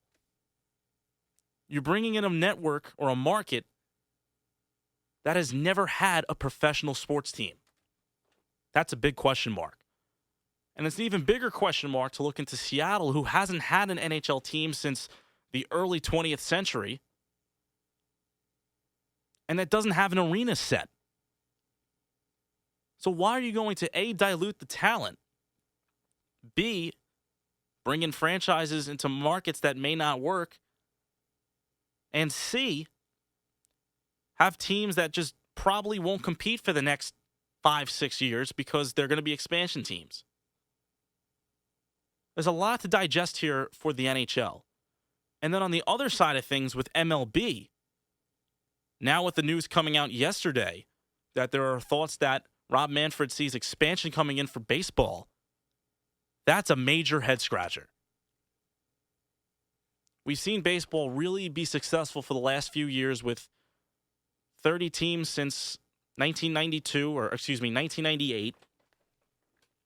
No labor disruptions. And now you want to bring in two teams. And again, the question is, are you doing it for the fans or are you doing it for the money?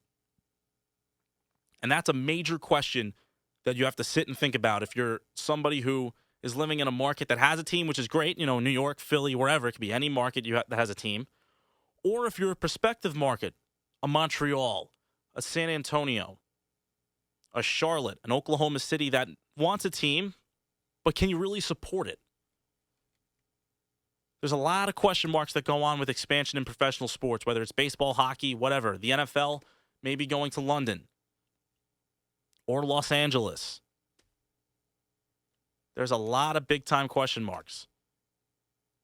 And my question to you is it worth it? Is it worth it for the fans? Is it worth it for the owners making money? Is it worth it for the teams? Does it dilute the talent? Does it cheapen the way it takes to go to a championship?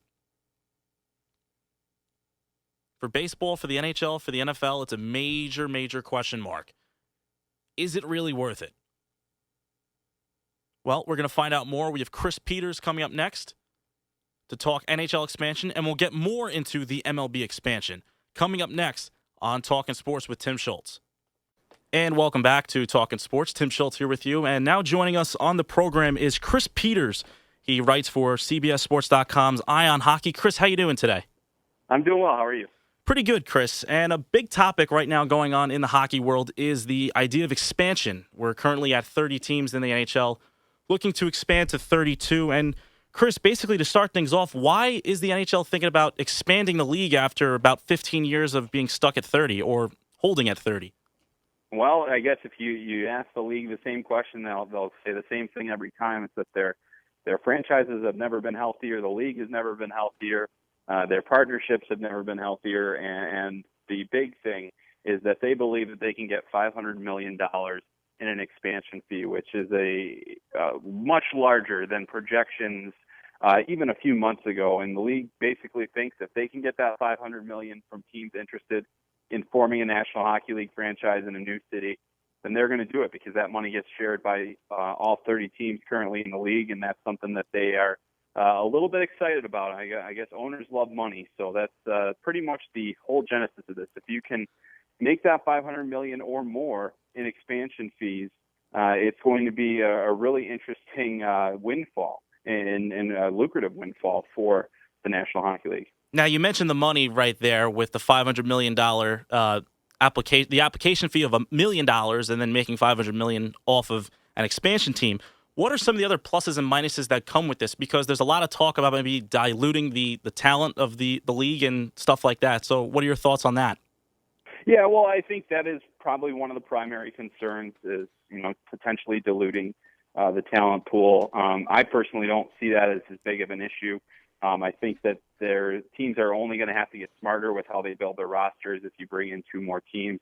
And I think that we're seeing that now with more NHL teams are already starting to bring more skill into the league. They're focusing less on roles and more on what players can do throughout their lineup. So I think that's one of the things that, may not be as big a concern, but it certainly is something worth watching. The other concern right now, too, is you've got a couple of struggling franchises in markets that have been a little bit on the weaker side. Of course, Arizona with the Coyotes and Glendale, Arizona, they're currently in an arena dispute right now with the city of Glendale.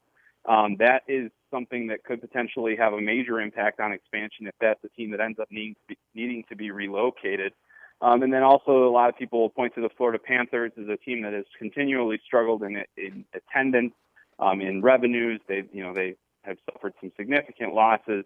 But both ownership groups in each of those cases are committed to their markets. But those markets, obviously could be healthier. So the theory of, adding more to that mix, and you think about some of the expansion candidates, and we throw out Las Vegas and Seattle, and markets like that, those are potentially riskier markets as well because they're not traditional hockey-friendly markets, but they could be.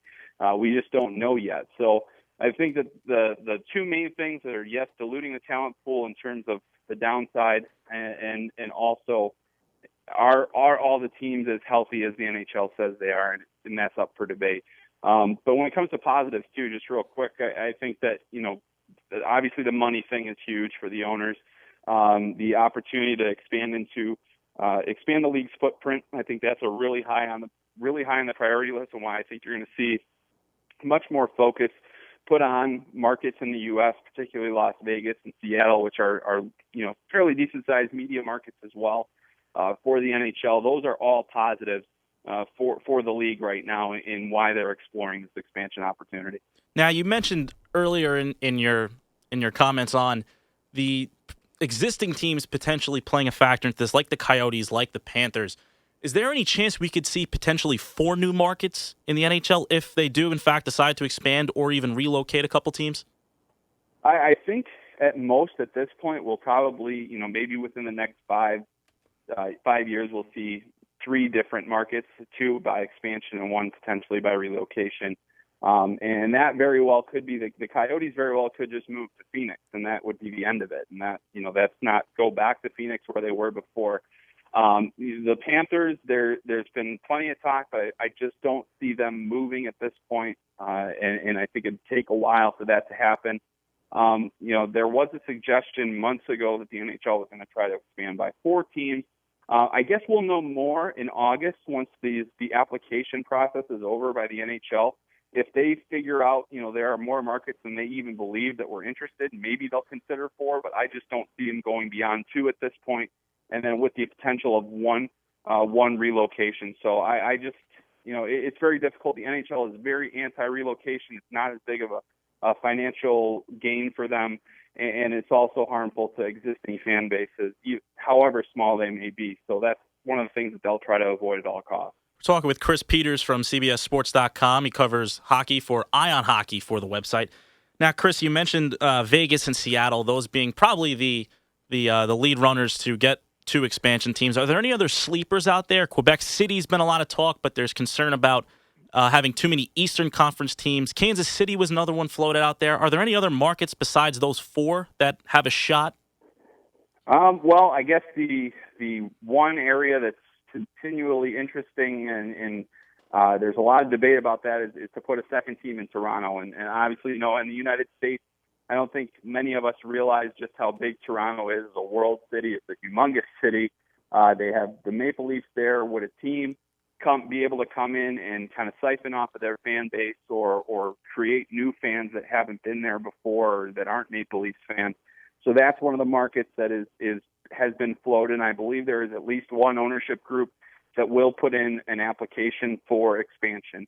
Another one this is purely speculative, but one of the ones that has been floated over the last few years is Portland, Oregon. So, the owner of the Trailblazers has not necessarily been pro NHL, but I think there's at least interest there. They have said that they've explored the opportunity. Now that the application process is open, if there was a partner willing to potentially bring the NHL to Portland, that's the big sleeper right now. We just don't know.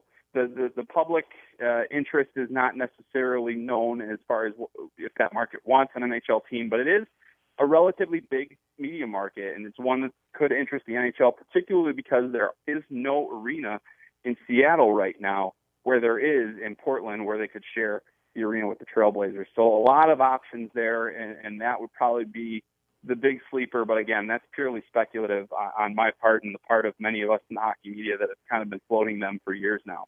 Now, with Seattle and Vegas, first with Seattle, you mentioned they don't have an arena right now. They do have Key Arena, but it's not up to standards with today's technology and whatnot. How much of a factor is that going to be for Seattle to get a team? Is it going to be a big hindrance for them?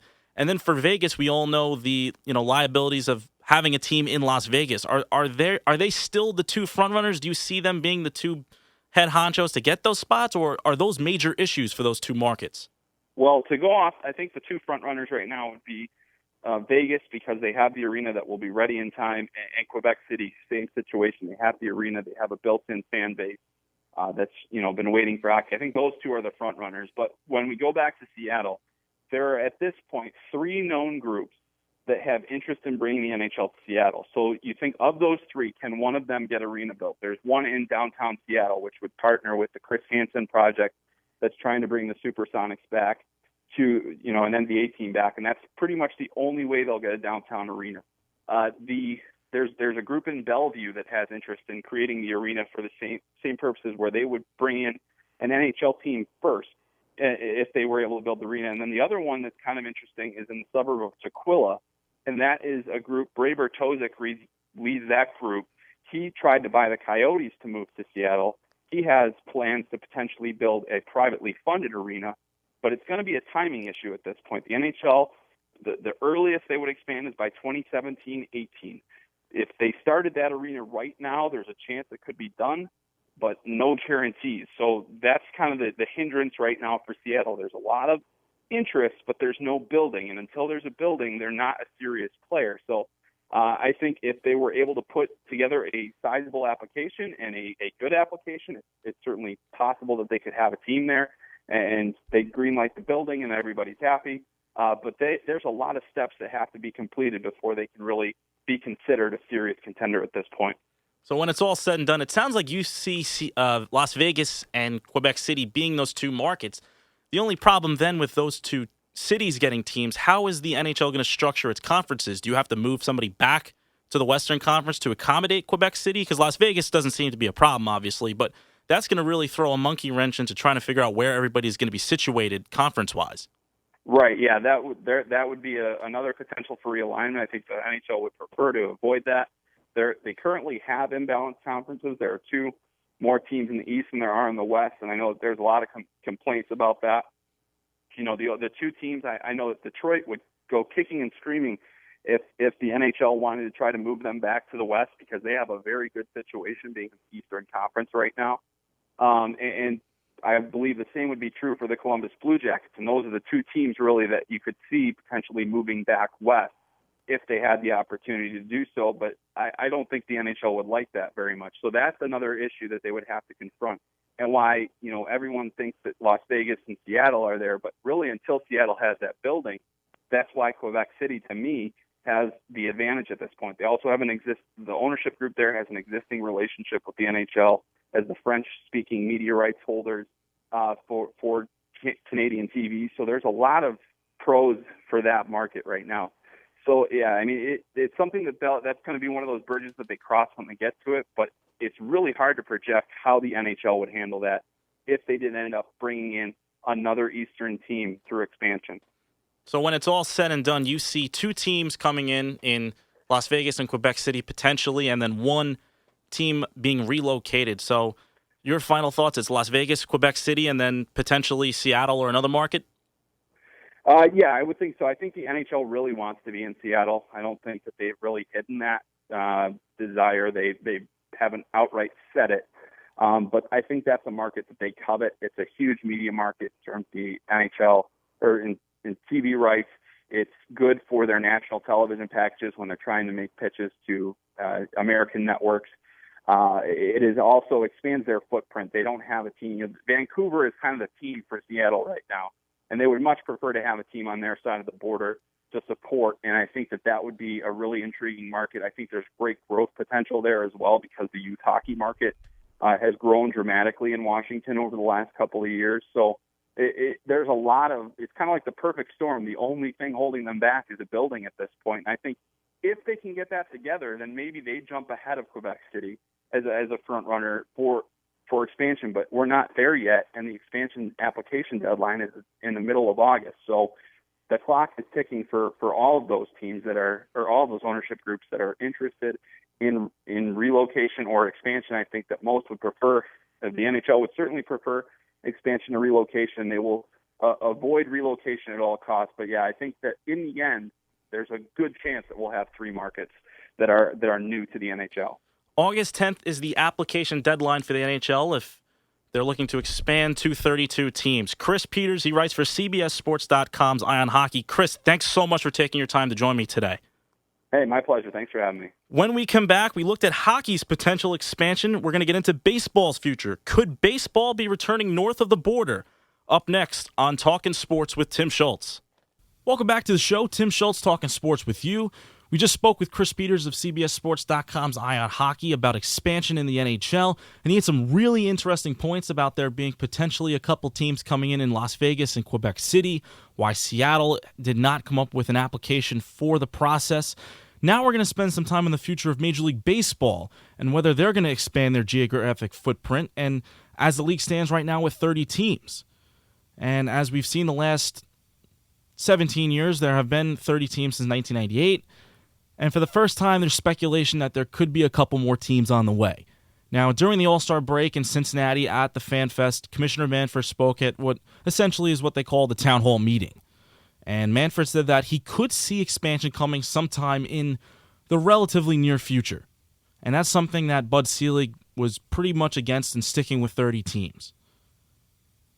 A couple cities he mentioned in particular, Montreal, Mexico City, Monterrey, those two options down there in Mexico, Charlotte, Oklahoma City, San Antonio. The list goes on and on. Those were the big names that he mentioned. And the one to me that stood out was Montreal. And we all know what happened with the Expos and leaving for Washington back in 2004. But that move needs to happen. But more importantly, that move needs to happen in the right fashion. Now, I went up to Montreal back in December for a weekend. I'd never been to the city before, and I was blown away. It's a tremendous city. And the thing that I noticed up there is that even though there is no team there anymore, there are still traces of the Expos everywhere. That team wants a team again. That city wants a team again. There's no doubt about it. I saw Expos hats everywhere. There were posters for the exhibition games between the Blue Jays and Reds that happened in March. They were there. It was a very eye-opening experience to go up there.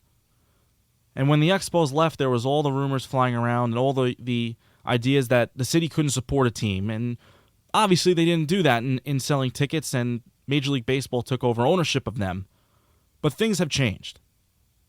I mean, you see it right now with ex-teams, ex-players trying to come up with some sort of an ownership group to put together for an expansion team or a team potentially being relocated. You've seen the efforts from Mayor Kader up there, Warren Cromartie, the former Expo, who's leading that charge with trying to get an ownership group to come in and get things moving in the right direction. Funding's not an issue. The question, as I said, is finding an ownership group. And for Montreal, you've got to hope that they do get a team based on everything we've seen with the sellouts that they had for the Blue Jays exhibitions up at Olympic Stadium. But they have to do it the right way. And the right way is relocation. Expansion is not the answer right now for Major League Baseball. When you look around the league and you see the situations with the Oakland A's and the Tampa Bay Rays where they just cannot get a new stadium, it's very clear that with those issues, there's no good reason to bring in 2 more new teams. For the A's, they want to move to San Jose, but the Giants are blocking them because of those territory rights. The Giants reign supreme in that area, winning the World Series in 3 of the last 5 seasons. They're not looking anytime soon to give up any of that territory to their Bay Area rival. Now, yes, the Giants are always going to be that supreme team out there, but when you have another team coming in and taking over that area, it makes you scratch your head and wonder, are things changing? So that situation's a little more challenging in the fact that the A's have had a couple of situations set up that fell through in the Bay Area, whether it was in San Jose, Northern California, Fremont, Oakland, etc. The Rays situation is a little bit different. You look at the Rays down there in St. Pete, they don't draw, whereas the A's do draw. They're located in a terrible area in St. Pete. They play in a decrepit dome, and the mayor will not let them leave. He's making them live out that contract. Fans don't show up to the games because they don't want to drive from Tampa across the bridge into St. Pete. It's a long commute, and it really hurts the Tampa Bay Rays in terms of attendance. Now, with the way baseball is right now with 30 teams, they have a good thing going. They fought for a while about moving the Astros to the American League and having 15 and 15 teams in each league and playing interleague every day. And quite frankly, I was not a huge fan of it. But so far, in year 3 of this, it's worked. It's created a much more interesting game, much more fluid schedule down the stretch, much more interesting dynamics with now this year you're seeing the Yankees and Mets play in September. It's much more interesting, and it has proved me wrong. But you have to think about what this would do with bringing a team back to Montreal. Could you imagine the dynamic of having the Expos in Montreal playing in the AL East, taking over the Tampa Bay Rays spot, and having that rivalry with the Blue Jays? And with the way the Blue Jays are playing right now, going out and picking up Troy Tulowitzki, picking up LaTroy Hawkins, David Price, those moves that they just made, something that they can feed off of going into next year and years on. Obviously, it wouldn't happen next year, but it's a move that would make baseball that much stronger, not only for Major League Baseball, not only just for the league, but for Canada. And that's something that was really struggling the last few years with the Blue Jays missing the playoffs now for what is 22 years, trying to snap that streak this year. Now, Tampa, yes, you would be losing a team, but you still have spring training down there. Now, I know it's not a franchise, but you have all the transplants that live down there, come in, go to spring training every March. You're putting baseball in a stronger market that will support a team better than Tampa. It's a no-brainer. You want the game to be doing even better than it is right now? You bring a team back to Montreal and you make that creative dynamic between Toronto and Montreal fighting things out. Canada versus Canada. Baseball is thriving right now. There's no reason not to turn the clock back in Montreal with the game moving forward. When we come back, we'll get back into hockey and discuss the Rangers and Islanders off-seasons. Keep it here. Tim Schultz, Talking Sports, here with you.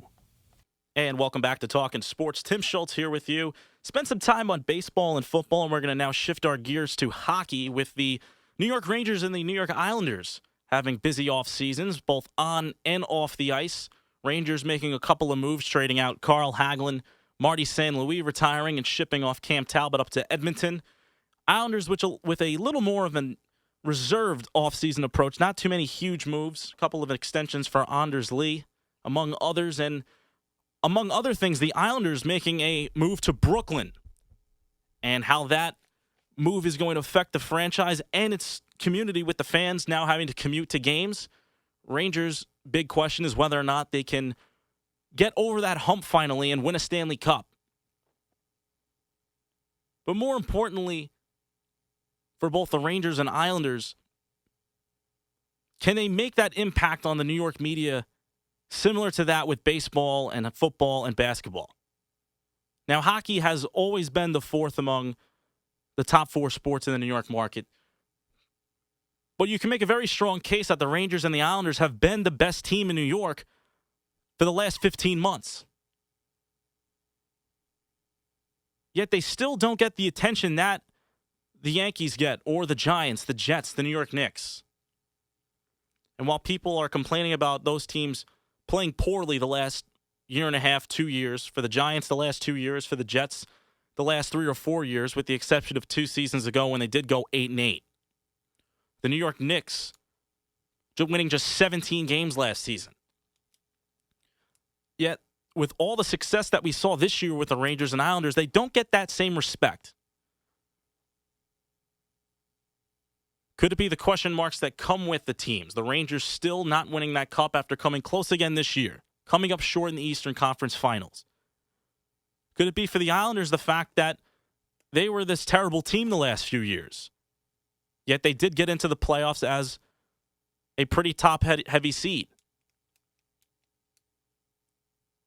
At the same time, there are those same questions for both teams. For the Islanders, it was the question of whether or not they were going to stay on Long Island. And after years of trying to get that new arena, they're now going to Brooklyn, where it's going to be a major question mark. For many Long Islanders like me, it was very easy to get in the car, drive 15, 20, 30 minutes to the Coliseum and see a game. Now you have to get on a train and go into Brooklyn and see a game at an arena which is not built for hockey. There's no question about it. There's going to be a lot of obstructed views. You're playing in an arena where it was built for the Nets. And will there be that same type of fanfare that the Nets have gotten in that arena where the Islanders can match them? And I'm not so sure if that's going to happen. Sure, it helps the Islanders were very good last year. But fans are going to be turned off by the fact that Nassau County couldn't keep this team. At the same time, you can support them by going to the games out there. But it's just an added incentive as a business. For the Rangers, the question is going to be, can the attention still be on them after losing the last 2 years, becoming that much closer to getting a championship and still falling short? You can make a case that last year's team was the best Rangers team we've seen in the last 30 years. With all the talent that they had, and they still couldn't win. People are still going to wonder, man, that was their best chance. And this offseason, they probably made moves that made them a worse team. So how do you still stay motivated as a fan to follow this team if you know, hey, they're not going to be as good as last year? So their odds of going to the Stanley Cup final and winning the Stanley Cup aren't nearly as good. You lose a fan favorite in Carl Hagelin. You lose a player in Marty St. Louis who's going to be a Hall of Famer. Yes, he played poorly in the playoffs, but he was a very big figurehead in the locker room. You lose a guy in Cam Talbot who arguably carried this team for 2 months while Henrik Lundqvist was out with the neck injury. Yes, he's not Henrik Lundqvist, but the guy did a stellar job. Can these teams put together another strong season? For the Rangers, they've been pretty consistent the last few years. For the Islanders, we haven't seen them put up back-to-back strong seasons in quite some time.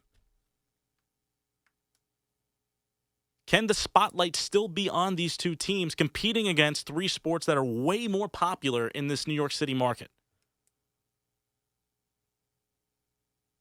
If so, it's great for New York.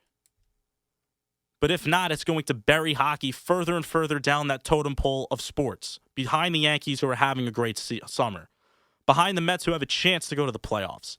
And with football being the top sport in America, with the cash cow that it is, you're never going to pass the NFL.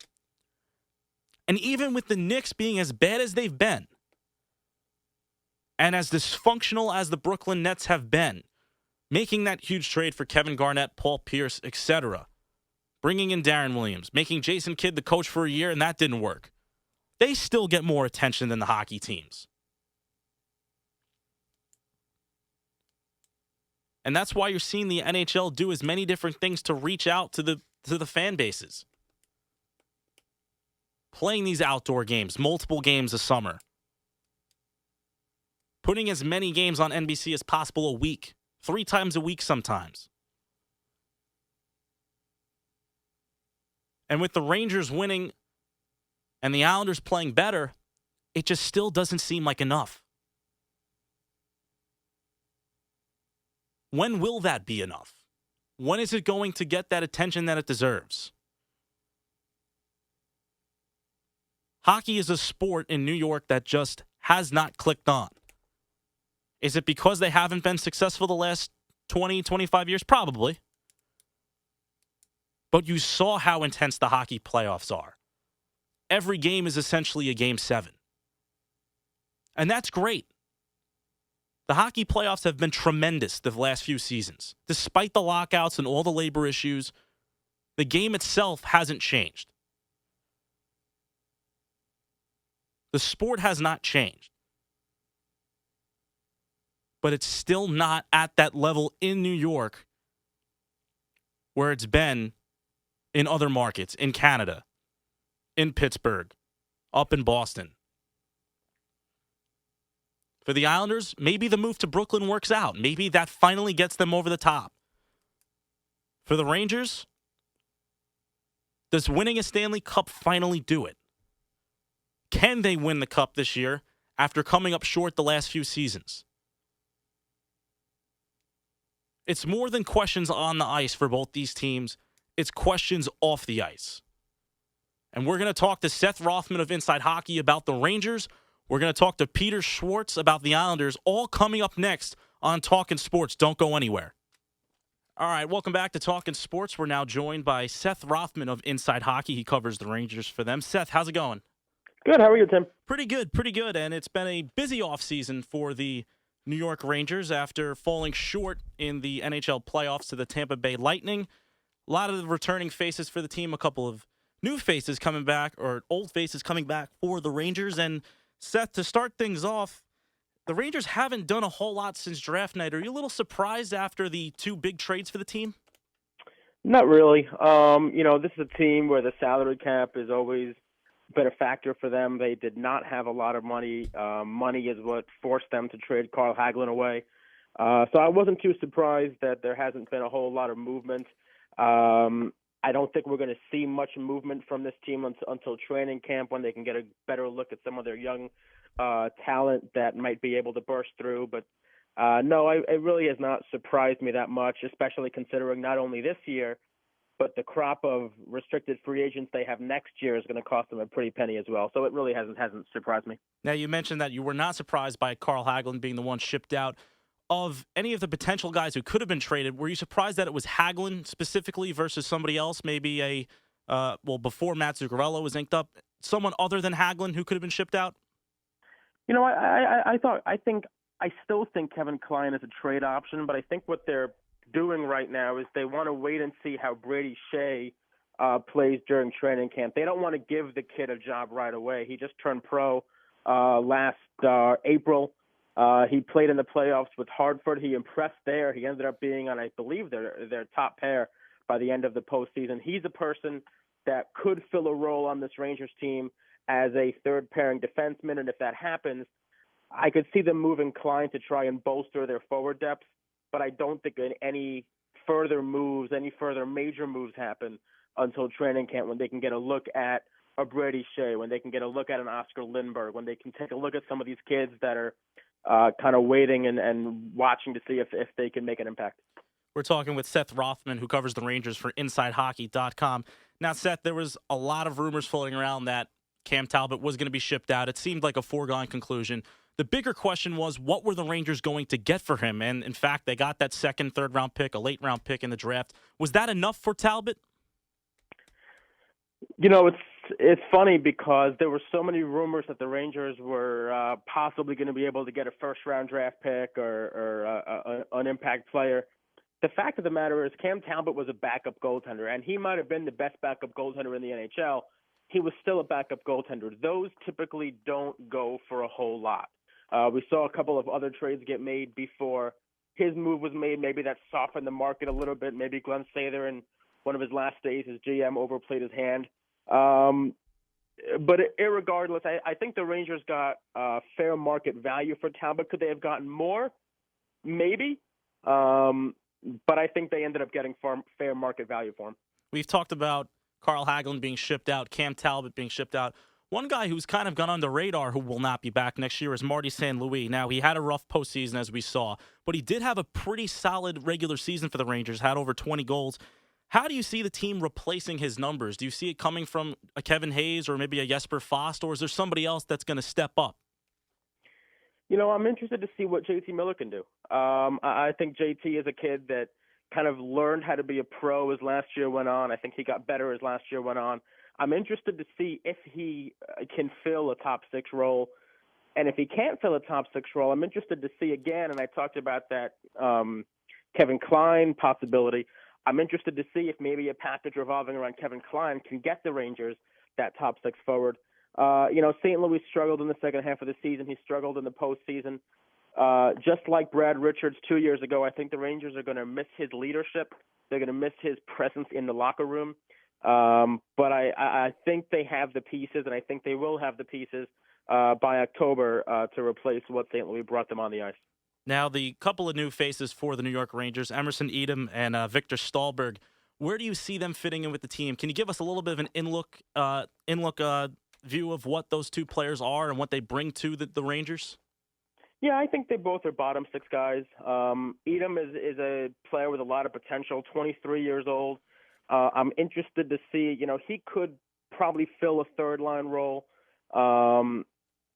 perhaps with an Oscar Lindbergh, perhaps with a Kevin Hayes. I think one sort of interesting subplot this season is, can the Rangers find in Oscar Lindbergh that third center? And if they can, they'd like to move Kevin Hayes to the wing to try and allow him to expand his game offensively. So that is certainly a possibility for them. Stahlberg, I think, is a fourth-line guy. I think you're going to see Stahlberg get some minutes on the fourth line. I think you'll see him in the press box a few games here and there. But Stahlberg is kind of more of a fourth-line guy, more of that grinding type. And listen, it's not a bad signing by the Rangers. $1.1 million, not a bad signing for a fourth-line guy. And you wonder if those two guys can help the Rangers possession-wise, because that was something that they struggled in for most of the season last year. So it looks as if Edom's going to fit in probably with JT Miller and Jesper Fast on that third line, you'd say, at right wing probably?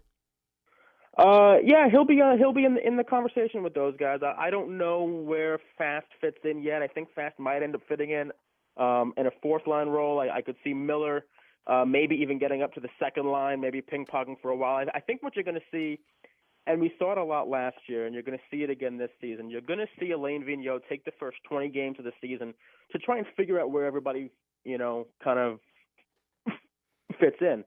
The Rangers last season got off to a bit of a slow start, and they really picked it up by December. And I think you might see tinkering by Alain Vigneault early in the season, first 15, 20 games, until he kind of figures out who he has, where he can put them, and where everybody fits. So I don't think anybody is really set in stone right now, especially after the Rangers' top line. Talking with Seth Rothman of InsideHockey.com, covers the Rangers for the website. Now, depth played an important role for the Rangers last year. It's going to play a very important role again this coming season. As we saw in the playoffs, they were nicked up with injuries. Matt Zuccarello missed most of the playoffs with a concussion. Mark Stahl was out. McDonough played with a broken foot. Are there any updates on their injuries as of right now? Last night, there has not been after breakup day. A couple of guys had to have surgery. Dan Girardi had to have some fluid taken out of his ankle. Everybody so far should be ready to go for training camp. I saw an interview with Chris Kreider. He said that Matt Zuccarello was doing well. So everybody should be good to go for September, aside from Mackenzie Skapski, who's probably the Rangers' third-string goalie. He might miss the first month of the season after having hip surgery. But aside from that, the Rangers are looking like they'll be a healthy team heading into September. Now, the last big headline before we head into September and training camp is Derek Stepan, where he's going to be as a restricted free agent with his contract. Do you see a deal getting done before we reach training camp in September? And what kind of contract do you think we're going to see if and when he does sign that deal? Well, I can guarantee you there will be a deal because he's up for arbitration, and that arbitration is binding. So whatever the arbitrator decides, if they have to go to arbitration, whatever the arbitrator decides, that's what Derek Stepan is going to get. It's probably going to be in the $7 million range, maybe 6.5, maybe 7. It's probably going to be in that area. I know the Rangers would like to sign Stepan to a long-term extension. I don't know how close they are. In fact, I'm pretty sure they're not terribly close right now. So, that is something that Jeff Gorton would like to do. Whether he'll be able to get that long-term extension signed for his number one center is up for debate. But, yeah, I think Stepan is due for a big raise, and we'll see if the Rangers can give it to him on a long-term contract or if they have to go to arbitration, which is something teams try to avoid if they can. What do you see being the biggest storyline heading into camp for the Rangers? I know we're still about a month and a half away from camp, but what do you see that being, that storyline? There have been a lot of changes this offseason, and I'm not sure if the changes were all positive. I'm not sure if the Carl Hagelin for Emerson Edom trade is a wash for the Rangers, if it makes them better. So I think during breakup day, there were a lot of questions about it. Is the Rangers window closing? And I think that's going to be a big storyline is, can this team replicate what they did last year? Last year they had a franchise record in points, franchise record in wins. I don't think they're going to replicate that. I don't see another 113-point season. But I do see them being very good next year. And the question is, how much longer can they be an elite team in the NHL? And will this finally be the year that they break through and end the 21-year wait? So, there's a lot of, I think, team-wide storylines. Obviously, Matt Zuccarello's injury is a major storyline. But I think, the big one is this team's window still open, and what can we expect out of this team after the changes that have been made? Seth Rothman covers the Rangers for InsideHockey.com. Seth, thank you so much for taking time out of your day to join me. All right, you got it. When we come back, Peter Schwartz joins us to talk about the Islanders. We're going to discuss their highly anticipated move to Brooklyn and whether or not the team can put up back-to-back strong seasons. All next on Talkin' Sports. And welcome back, Talkin' Sports. Tim Schultz here with you. We've talked a lot about the Rangers so far, and we have not spent some time on the Islanders, but now we're going to, and I'm happy to bring in Peter Schwartz of WFAN to talk some New York Islanders hockey. Pete, welcome aboard. How are you? I'm doing great, Tim. How are you? Doing pretty well, Pete. The Islanders did pretty well this year. They had a very solid season after struggling a little bit in 2013-14. They made it to the NHL playoffs this year and dropped in the first round by the Washington Capitals in 7 games. They fell apart early, like I said, and we did see some developments out of a lot of young players. Anders Lee, Ryan Strome, Brock Nelson. What was the key to that for them this year? Well, I think it was just a young players got another year older. Anders Lee as a rookie, I thought did a great job. I thought unfairly benched in the latter part of the first round playoff series. And Ryan Strome was a highly touted player, first round draft pick. He took another step, and I think he's going to really blossom into a superstar player in the NHL. But I think the Islanders have just really stayed the course with their young players. They've brought in some key veterans here and there when they've had to, but I think for the most part, this core group is all young drafted players led by John Tavares. You just can see the improvement every year, and they've been able to make just the right veteran signings, and I think there's more to come. And now, especially as they move into Barclays Center and will have increased revenues there, I think better times are ahead, no question.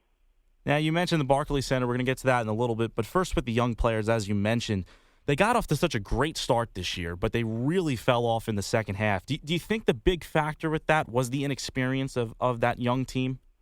Yeah, I think there was inexperience, but I also think they got beset by a lot of injuries. I mean, this was a team that was banged up. They lost Sosnovsky for a while, who was a veteran calming influence on the blue line. Travis Hamonic was out for a while too, and missed time in the playoffs. So they got off to a great start, and they were atop the division for a long time. And all those injuries, and obviously some of the inexperience by the young players, really played a role in that. But still, they finished with 101 points, and they were right there, had a chance to win that playoff series, and they didn't. But I think they've done a good job kind of tinkering with things a little bit. here in the off season. They went out and got a good veteran backup goaltender. They filled a couple of holes here. But they're basically the same group's going to go into next year with another year of experience behind them, and I expect them to have another good season this year. Now the Islanders, like you said, they did make a ton of moves, and they did have some cap space. They have about $9 million in cap space, so they can use that this year to their advantage. Now there were a lot of rumors last year, a lot of people calling for the firing of Jack Capuano. Now he did seem like he struggled a little bit with some adjustments, and there were a ton of candidates this offseason, as we saw. A lot of head coach shuffling in the NHL. Are you surprised they at least didn't think about looking into an upgrade? No, I don't really think so, and I'll tell you why. Jack Capuano, and I've been a huge critic of Jack Capuano. I think there's been a lot of nights where you saw the same thing, blown third-period leads, that type of thing. But Jack Capuano has overseen this team's improvement over the last few years. He's worked well with the young players. The players like playing for him. And obviously the owner, Charles Wong, likes him, and Garth Snow likes him. So I'm not surprised they brought him back. Now, if they don't take another step this year, all bets are off because the game is going to change. As after this coming season, Charles Wong is not going to be the owner of the team anymore. The two new owners that will take over majority ownership in the team will have a chance to make their own shots. Scott Malkin and John Ledecky, who purchased the team effective next season. So I think this is a huge year for the franchise going to Brooklyn.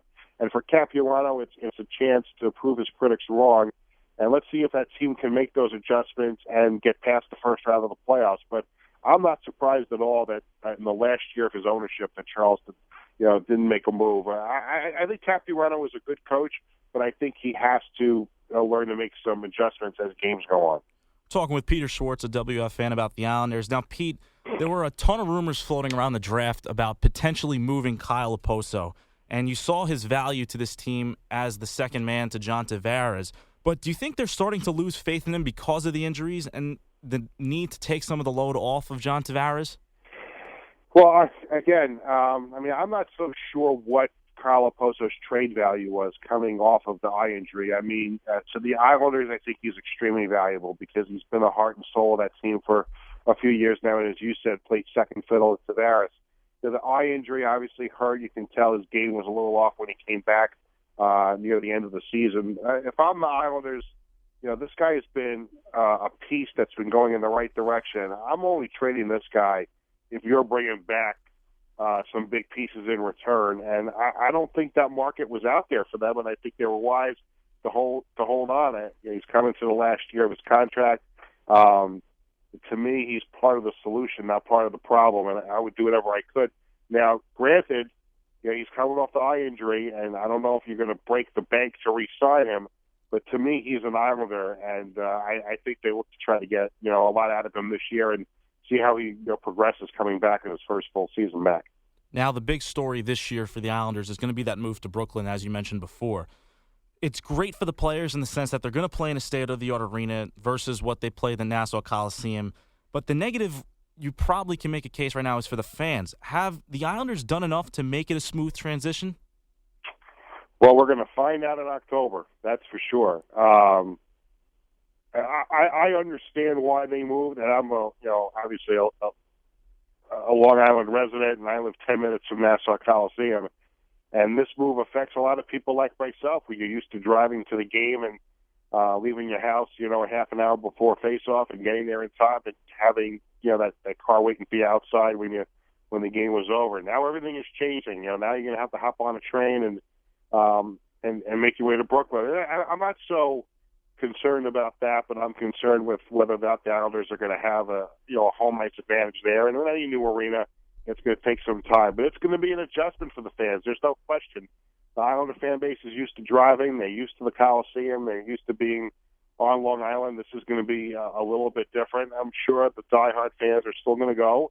I know I'm going to still take my son to the games, not as often as going to the Coliseum, but we're still going to go. It's just going to be interesting to see. I know one thing, as far as making it easier for people to get there, generally on the Long Island Railroad, you have to change trains at Jamaica to get to Atlantic Terminal where the Barclays Center is. And I know that they're about to make an announcement regarding a partnership with the railroad where I think they're going to make some direct trains coming from Long Island going into Brooklyn, and that's going to be a huge relief to a lot of Islander fans, and it'll make the commute a lot easier. But it's interesting. It's an exciting time for the franchise that they're going into this new arena that they're going to have these additional revenue streams. They're going to play in a modern facility that'll attract maybe some free agents down the road. But I went to the exhibition game there last season, and there are still some, there obviously is obstructed view seats that they're going to have to deal with. It's just going to be a different experience, and obviously after 43 years in the Coliseum, it's going to be a big change. But we'll have to see. Let's be honest, it's a lot better that they're going to Brooklyn than they would be if they were going to Kansas City, so I have to look at it that way. Now, you mentioned the obstructed seats. That was going to be my next point, and you would think that when this arena was built or planned, you figured that there was going to be some plans made potentially for the Islanders to go in there, knowing their situation. It's kind of a tough spot for them because you're playing an arena that's really only going to hold about 13,000 seats.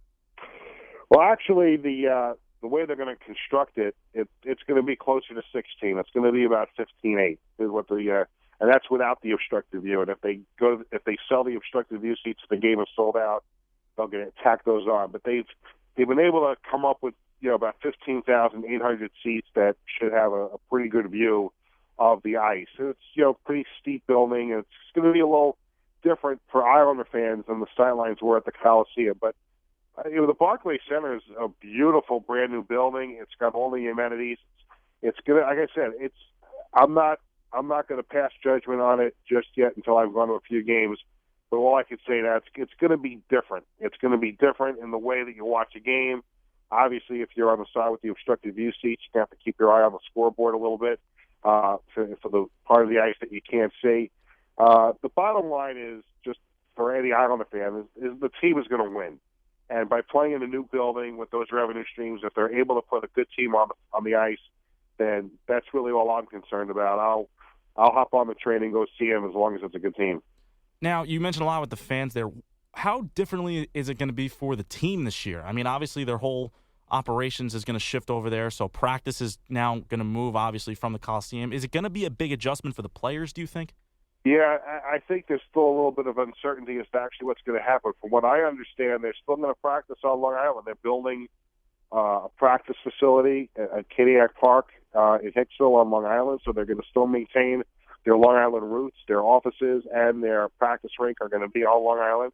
And from what I understand, in the morning, they're going to either take the train or somehow get into Brooklyn for their morning skates, and then stay in a hotel in Brooklyn for the rest of the day and come home at the end of the night. So I think that's what they're going to do. I think they're going to practice on Long Island. They're going to try and do as many things to kind of keep their hold on Nassau County and the entire Long Island area. And then comes into question how things are going to work in Brooklyn, because obviously while the Islanders leave, Nassau Coliseum is going to undergo a massive renovation, and their plan is the Brooklyn people are going to shift 4 Islander games a season. That's what they want to do to the new Coliseum.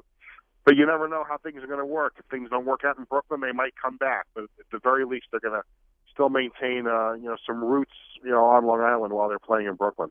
Certainly going to be a very interesting upcoming season for the New York Islanders. Peter Schwartz writes for WFAN. You can give him a follow on Twitter at PSchwartzCBSFan, and check out his blogs for WFAN.com and USAFootball.com. Pete, thanks so much for joining me today. Tim, always a pleasure. Thank you. When we come back, we're going to get into the U.S. women's soccer team's World Cup title and the future of women's soccer. We'll talk to Dave Clarke of Quinnipiac Women's Soccer and Darcy Maine up next on Talkin' Sports. And welcome back to Talkin' Sports. Tim Schultz here with you. Let's move now to the soccer pitch, something that we typically don't spend a lot of time on in the U.S. sports-wise, but it's a little hard to ignore these days. The women's national team winning their 3rd World Cup title. They beat Japan a couple weeks ago in the final, and it was pretty incredible to watch.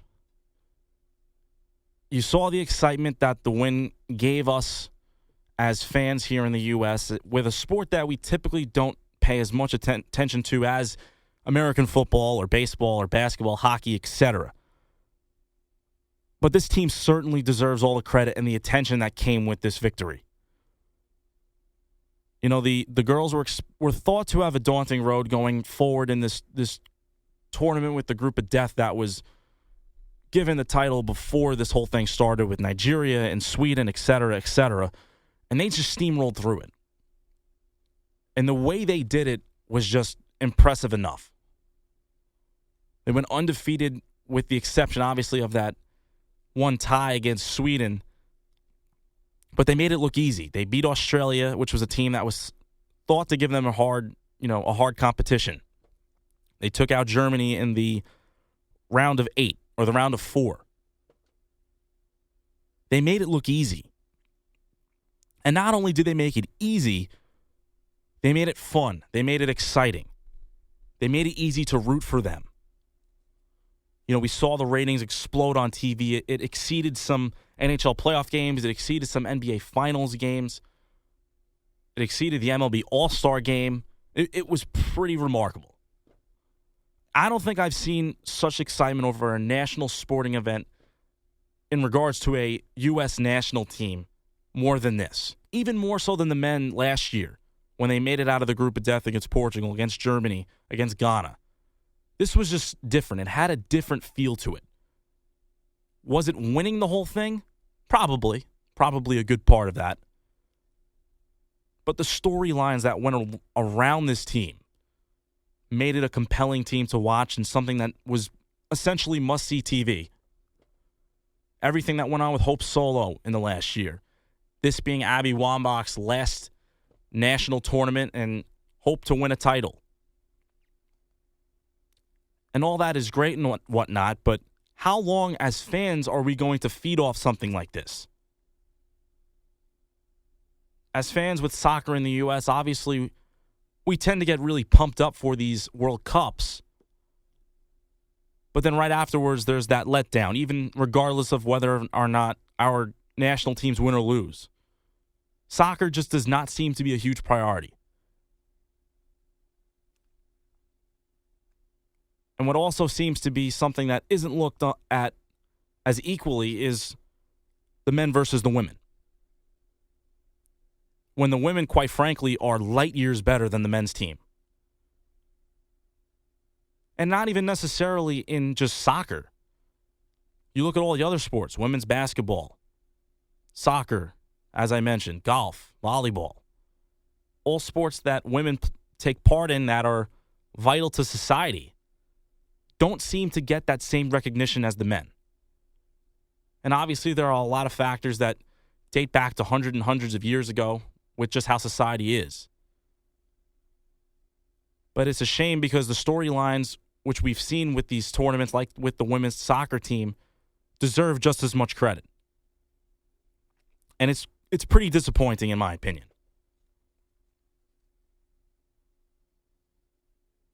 The men obviously last year had a fun run. The women this year winning the title was incredible. But do we look at that the same way? And we should look at it as in the same fashion. But a large part of society, unfortunately, does not. Now, things do change, as we've seen. But looking at where women's soccer is in the future, there are question marks. You saw with the World Cup, the women had to play on turf. Teams playing each other had to share the same hotels. Seth Blatter wasn't even at the championship game, the final match. Yet FIFA just looks away and says everything is peachy and everything's fine. But things really are not fine. And we've seen a lot of the corruption that's gone on with FIFA, with putting the World Cup in Brazil this year, kicking people out of their homes just to build stadiums, to build venues for the media, for hotels, anything you can think of. And FIFA continues to turn a blind eye to it. Not only just women's soccer, but what is the future of soccer, not only here in the U.S., but across the world? It's a scary, scary thought. It's something that's disturbing. I read a good book a couple weeks ago, Brazil's Dance with the Devil, about the whole construction of the World Cup venues and everything that goes on with hosting a World Cup. And it was sad to read about what is going on or what went on with the Brazilians. And it's something we've already seen with the World Cup being awarded to Qatar for 2022 and the whole debate with that, and with the Men's World Cup going to Russia in 2018, and we're going to probably see the same stuff. But it begs to question the future of women's soccer here in the U.S. and across the world and all the issues that go on with it. And it's something that is very disturbing, and I'm not quite sure when things are going to change or improve or when FIFA finally looks at it equally. It's very discouraging, in my opinion. When we come back, we're going to talk to Dave Clarke, Quinnipiac's women's head coach and a U.S. national staff coach. And we're also going to speak to Darcy Maine about the U.S. women's soccer team and the future of soccer in the U.S. When we come back, Tim Schultz here, talking sports with you. And welcome back to Talkin' Sports. We're now joined by Dave Clarke, a U.S. national soccer staff coach and head of coach at Quinnipiac and their women's soccer team. Dave, welcome aboard. How you doing? Good. Good to have you, Dave. So USA's women's soccer team, they picked up their third World Cup championship a couple weeks ago. And Dave, what was the biggest difference maker for the women this time around after coming up short back in 2011? Overall, I think it was the mentality. They had something to prove, and you know, despite having other teams in the tournament that had quality, had ability, and had potential, that there was a drive in the U.S. To succeed. There was a drive to prove that they were the best. Even though they've won 2 Olympic gold medals in a row, it wasn't enough. They wanted that third star to sort of seal the fact that they were the number one team in the world, not just in the FIFA ranking, not just in terms of the Olympics, but definitely in terms of winning a world championship. Now, what was the turning point for them in this tournament? They originally were thought to have a tough group with England, Nigeria, and Sweden, and then they came out of that group and then had a couple of tough games against China, Colombia, and Germany. What was there one specific point in the tournament where you thought, "Hey, this is going well. We think that they can get this World Cup championship underway"? I think a lot of that is more hindsight. You know, at the time, you know, you look at someone, Megan Klinenberg clearing the ball off the line against Sweden, and at the time you didn't think it was a big thing, but then, you know, the fact is, if that goes in, it changes the whole scope of the tournament and who they play. Megan Rapinoe and Lauren Holiday picking up their yellow cards. Again, if they don't pick up the yellow cards, who starts in the next game? So little things like that, in hindsight, you look back and say that changed the pathway.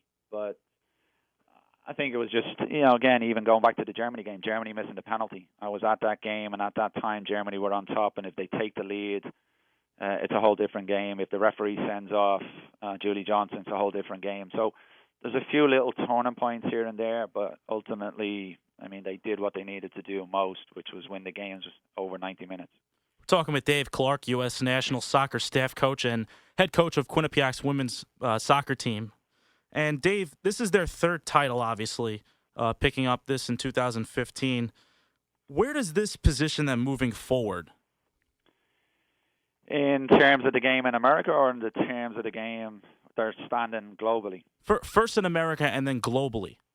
I think in America, somebody talked about to me that last night. I was actually working with Tony DeChico last night, and we had this discussion about the 99 team. And you got to remember that if 99 didn't win, then there probably is no 2015, because these are the players born out of that generation that came through, that were inspired. So that media exposure that they got in 99 helped motivate a lot of these players. Now, this generation, having been to a number of games in Canada, and then the semi-final when you see it, it's a YouTube, social media generation. They've grown up knowing more of these players than the kids of 99. So I think that exposure, it's firmly entrenched as the premier women's sport in America. It's seen as the sport that they want to go to. I know college basketball on the women's side is major, but these girls, teenage girls, 12-year-old girls now want to be Carly Lloyd, want to be Hope Solo, want to be Megan Rapinoe.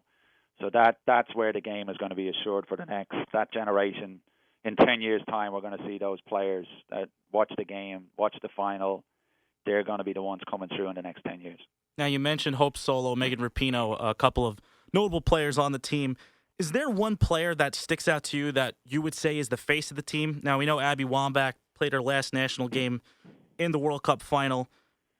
Who do you think stands out, and moving forward, when you think of USA Soccer for the women's team, is that one player that sticks out to you? Me personally, I think the player that's come to define the team is Carly Lloyd. Haven't seen it. I mean, she played against Quinnipiac when she was at Rutgers, and I knew her coming through. And she's had a lot of ups and downs, as many people in the media and even Pia Sontag, who coached her previously with the women's national team, has commented. But what has impressed me from my experiences of watching her and seeing her train and play is she's become a professional. She's driven to succeed. She's driven to win. The notoriety that comes with it, the endorsements, the fame, that's a byproduct of success. She doesn't want that without the gold medal, without the world championship. And in terms of the winning attitude and what goes into it, training, extra work, working at your game, becoming a professional, Carly Lloyd is the face of the team. Now, in Madison Avenue and in the PR world, it's Alex Morgan. But in terms of, I think most coaches would say it is Carly Lloyd. Now, Dave, you're a U.S. national staff coach, and you're a coach education instructor. Talk about your roles a little bit within USA Soccer. I've worked with U.S. Soccer since 1998, and over the last couple of years, since Dave Chesler was hired as technical director, there's been tremendous growth in coach education. His direct supervisor and boss is Jürgen Klinsmann. So we technically now work for Jürgen Klinsmann, and Jill's going to end up having a say as well in terms of the education that we're going to bring from the women's game and to the women's side of the game. But over the last couple of years, I've had more access to teams and exposure to coaches, the U17s, the U20 staff, Tab Ramos, Richie Williams with the 17s, Jürgen himself. I've been fortunate enough to be able to go in and to a camp a couple of times in Home Depot, as it was called at the time, in California. So that exposure, that openness to share and to let us know what we're doing and what we need to do and what we need to improve on didn't happen prior to that. And then the same now with Jill. I've been fortunate enough to work with Jill, and Jill's asked me to work in a capacity for her. So now I'm excited in terms of what we're doing and what she's going to have in place moving forward. And she now has the pedestal to actually implement a lot of changes from style of play, and that's already in place. Again, last night I worked with her U15 coach, which is Mark Carr. He's the head coach of the U15 girls. He flew out to Connecticut to work with a group and meet with the coaches, my group, my pod of coaches that I work with for U.S. Soccer and the girls' side. So in that regard, it's an openness and a sharing of information, and that we're all working towards the same end goal, which is, the next 4 years is the women defending their title, and the next 4 years is the men doing better in Russia than they did in Brazil. Dave, and if we have success with the national teams along the way, then that's a bonus. Dave, I really appreciate your time today. Dave Clarke, U.S. National Soccer Staff Coach and Head Coach of Quinnipiac's women's soccer team. Dave, thanks for taking some time out of your day to join me today. Thank you. Appreciate it. When we come back, we're going to talk to Darcy Maine. We're going to talk more about USA women's soccer and the future of women's soccer in the U.S. right here on Talkin' Sports. And welcome back to Talkin' Sports. We are now joined by Darcy Maine, who writes for ESPNW.com. She writes all about different topics, notably within women's sports. Darcy, how are you today? I'm great. How are you? Doing pretty well, Darcy. And the U.S. women's soccer team is doing just as well also. They won their third World Cup, just a couple weeks ago. And Darcy, first off, they topped Japan for that third World Cup just a little over 2 weeks ago. What does winning the World Cup do for women's soccer in the short term in the U.S. right now, and then eventually in the long term? Well, those are two big questions. I'm cautiously optimistic for women's soccer. Obviously, I think, it seems like in the short term, in the couple weeks, that for the NWSL, it's really doing crazy numbers for them. I know, since the World Cup final, I think they reported that over half of their games have been sellouts since then, which for that league, which, has struggled in its 3 years, that's huge. I mean, that is a big, big deal. And just sort of seeing the star treatment that everyone from Carly Lloyd to Alex Morgan to Abby Wambach that everyone's receiving it's pretty incredible. Now, you saw with the celebration that they had, the parade in New York City, it was pretty crazy. It was a pretty incredible experience to watch on TV, for sure. Now, recently, about a couple weeks ago, 28 Congress leaders, they sent out a letter to Seth Blatter to follow its mission of developing football everywhere for all. Now, do you agree that FIFA doesn't take women's soccer seriously despite all this? You know, we've seen the debates about playing on turf versus playing on grass. Players have stayed in the same hotels as their opponents. What are your thoughts on that? Well, are you saying that FIFA doesn't always make the best decisions? What a shocking statement.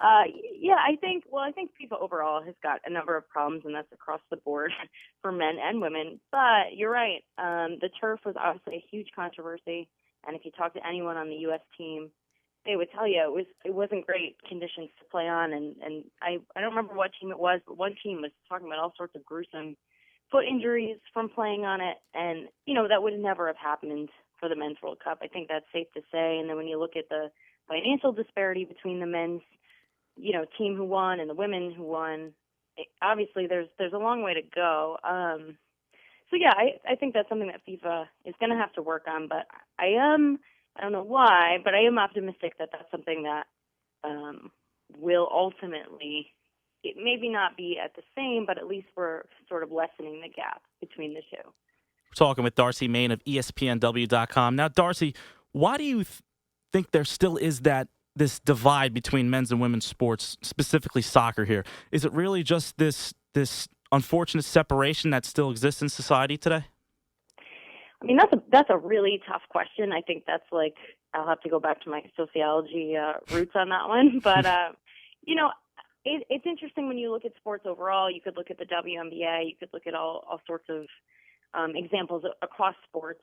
I do think that women's sports is slowly, and it is very slow, but slowly, gaining momentum. I think Serena Williams might be the best example of the WTA. I think when you're talking about tennis, that's something that you actually, I feel like most people talk about men and women with the same type of revere, the same level. And I think that shows that it is possible that women's sports can be treated the same as men. It's just a long and tough road. Now, you mentioned Serena Williams, Carly Lloyd being a big figurehead for women's soccer. Is there somebody that sticks out to you where you can say, hey, this is a leader who can lead this movement of women's soccer moving forward? Well, I think Alex Morgan's probably the obvious answer with that, just because she's so likable, and obviously she's an incredible talent. But aside from that, she's likable, she's marketable. She had so many ads in this World Cup, way more than anyone else on the team, and I do think that's interesting.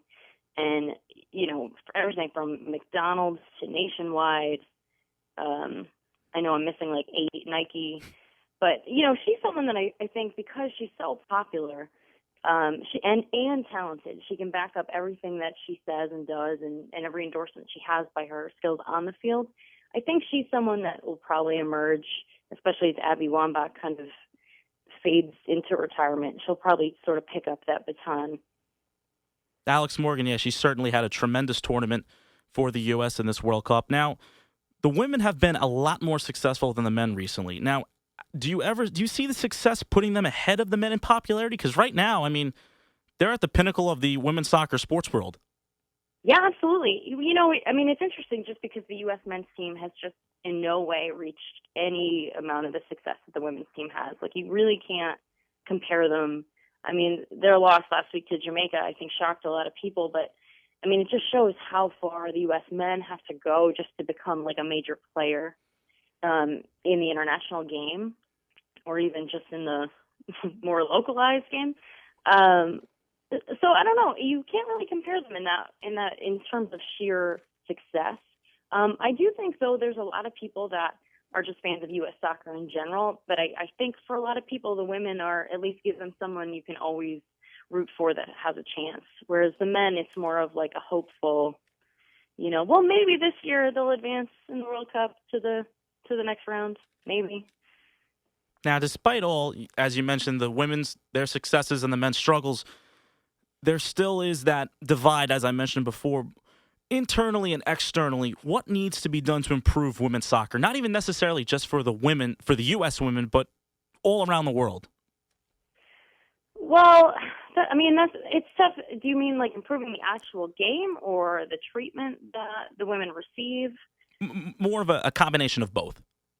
Okay. Well, I think if you look just at the U.S. to start, you look at the NWSL, which is in its third season and has struggled, but is all of a sudden has this sort of surge of popularity. I think they need to find a way to really, really ride that momentum and find a way to capitalize on getting an audience. And that way they're able to pay their players properly. I think the minimum salary is something just over $6,000, which is, you obviously can't live on a $6,000 a year salary.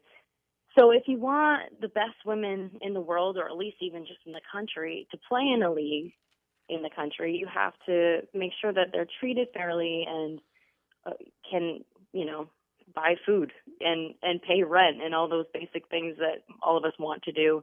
You just have to make sure that they can't necessarily make NBA or NFL money. I think we all understand that at this point.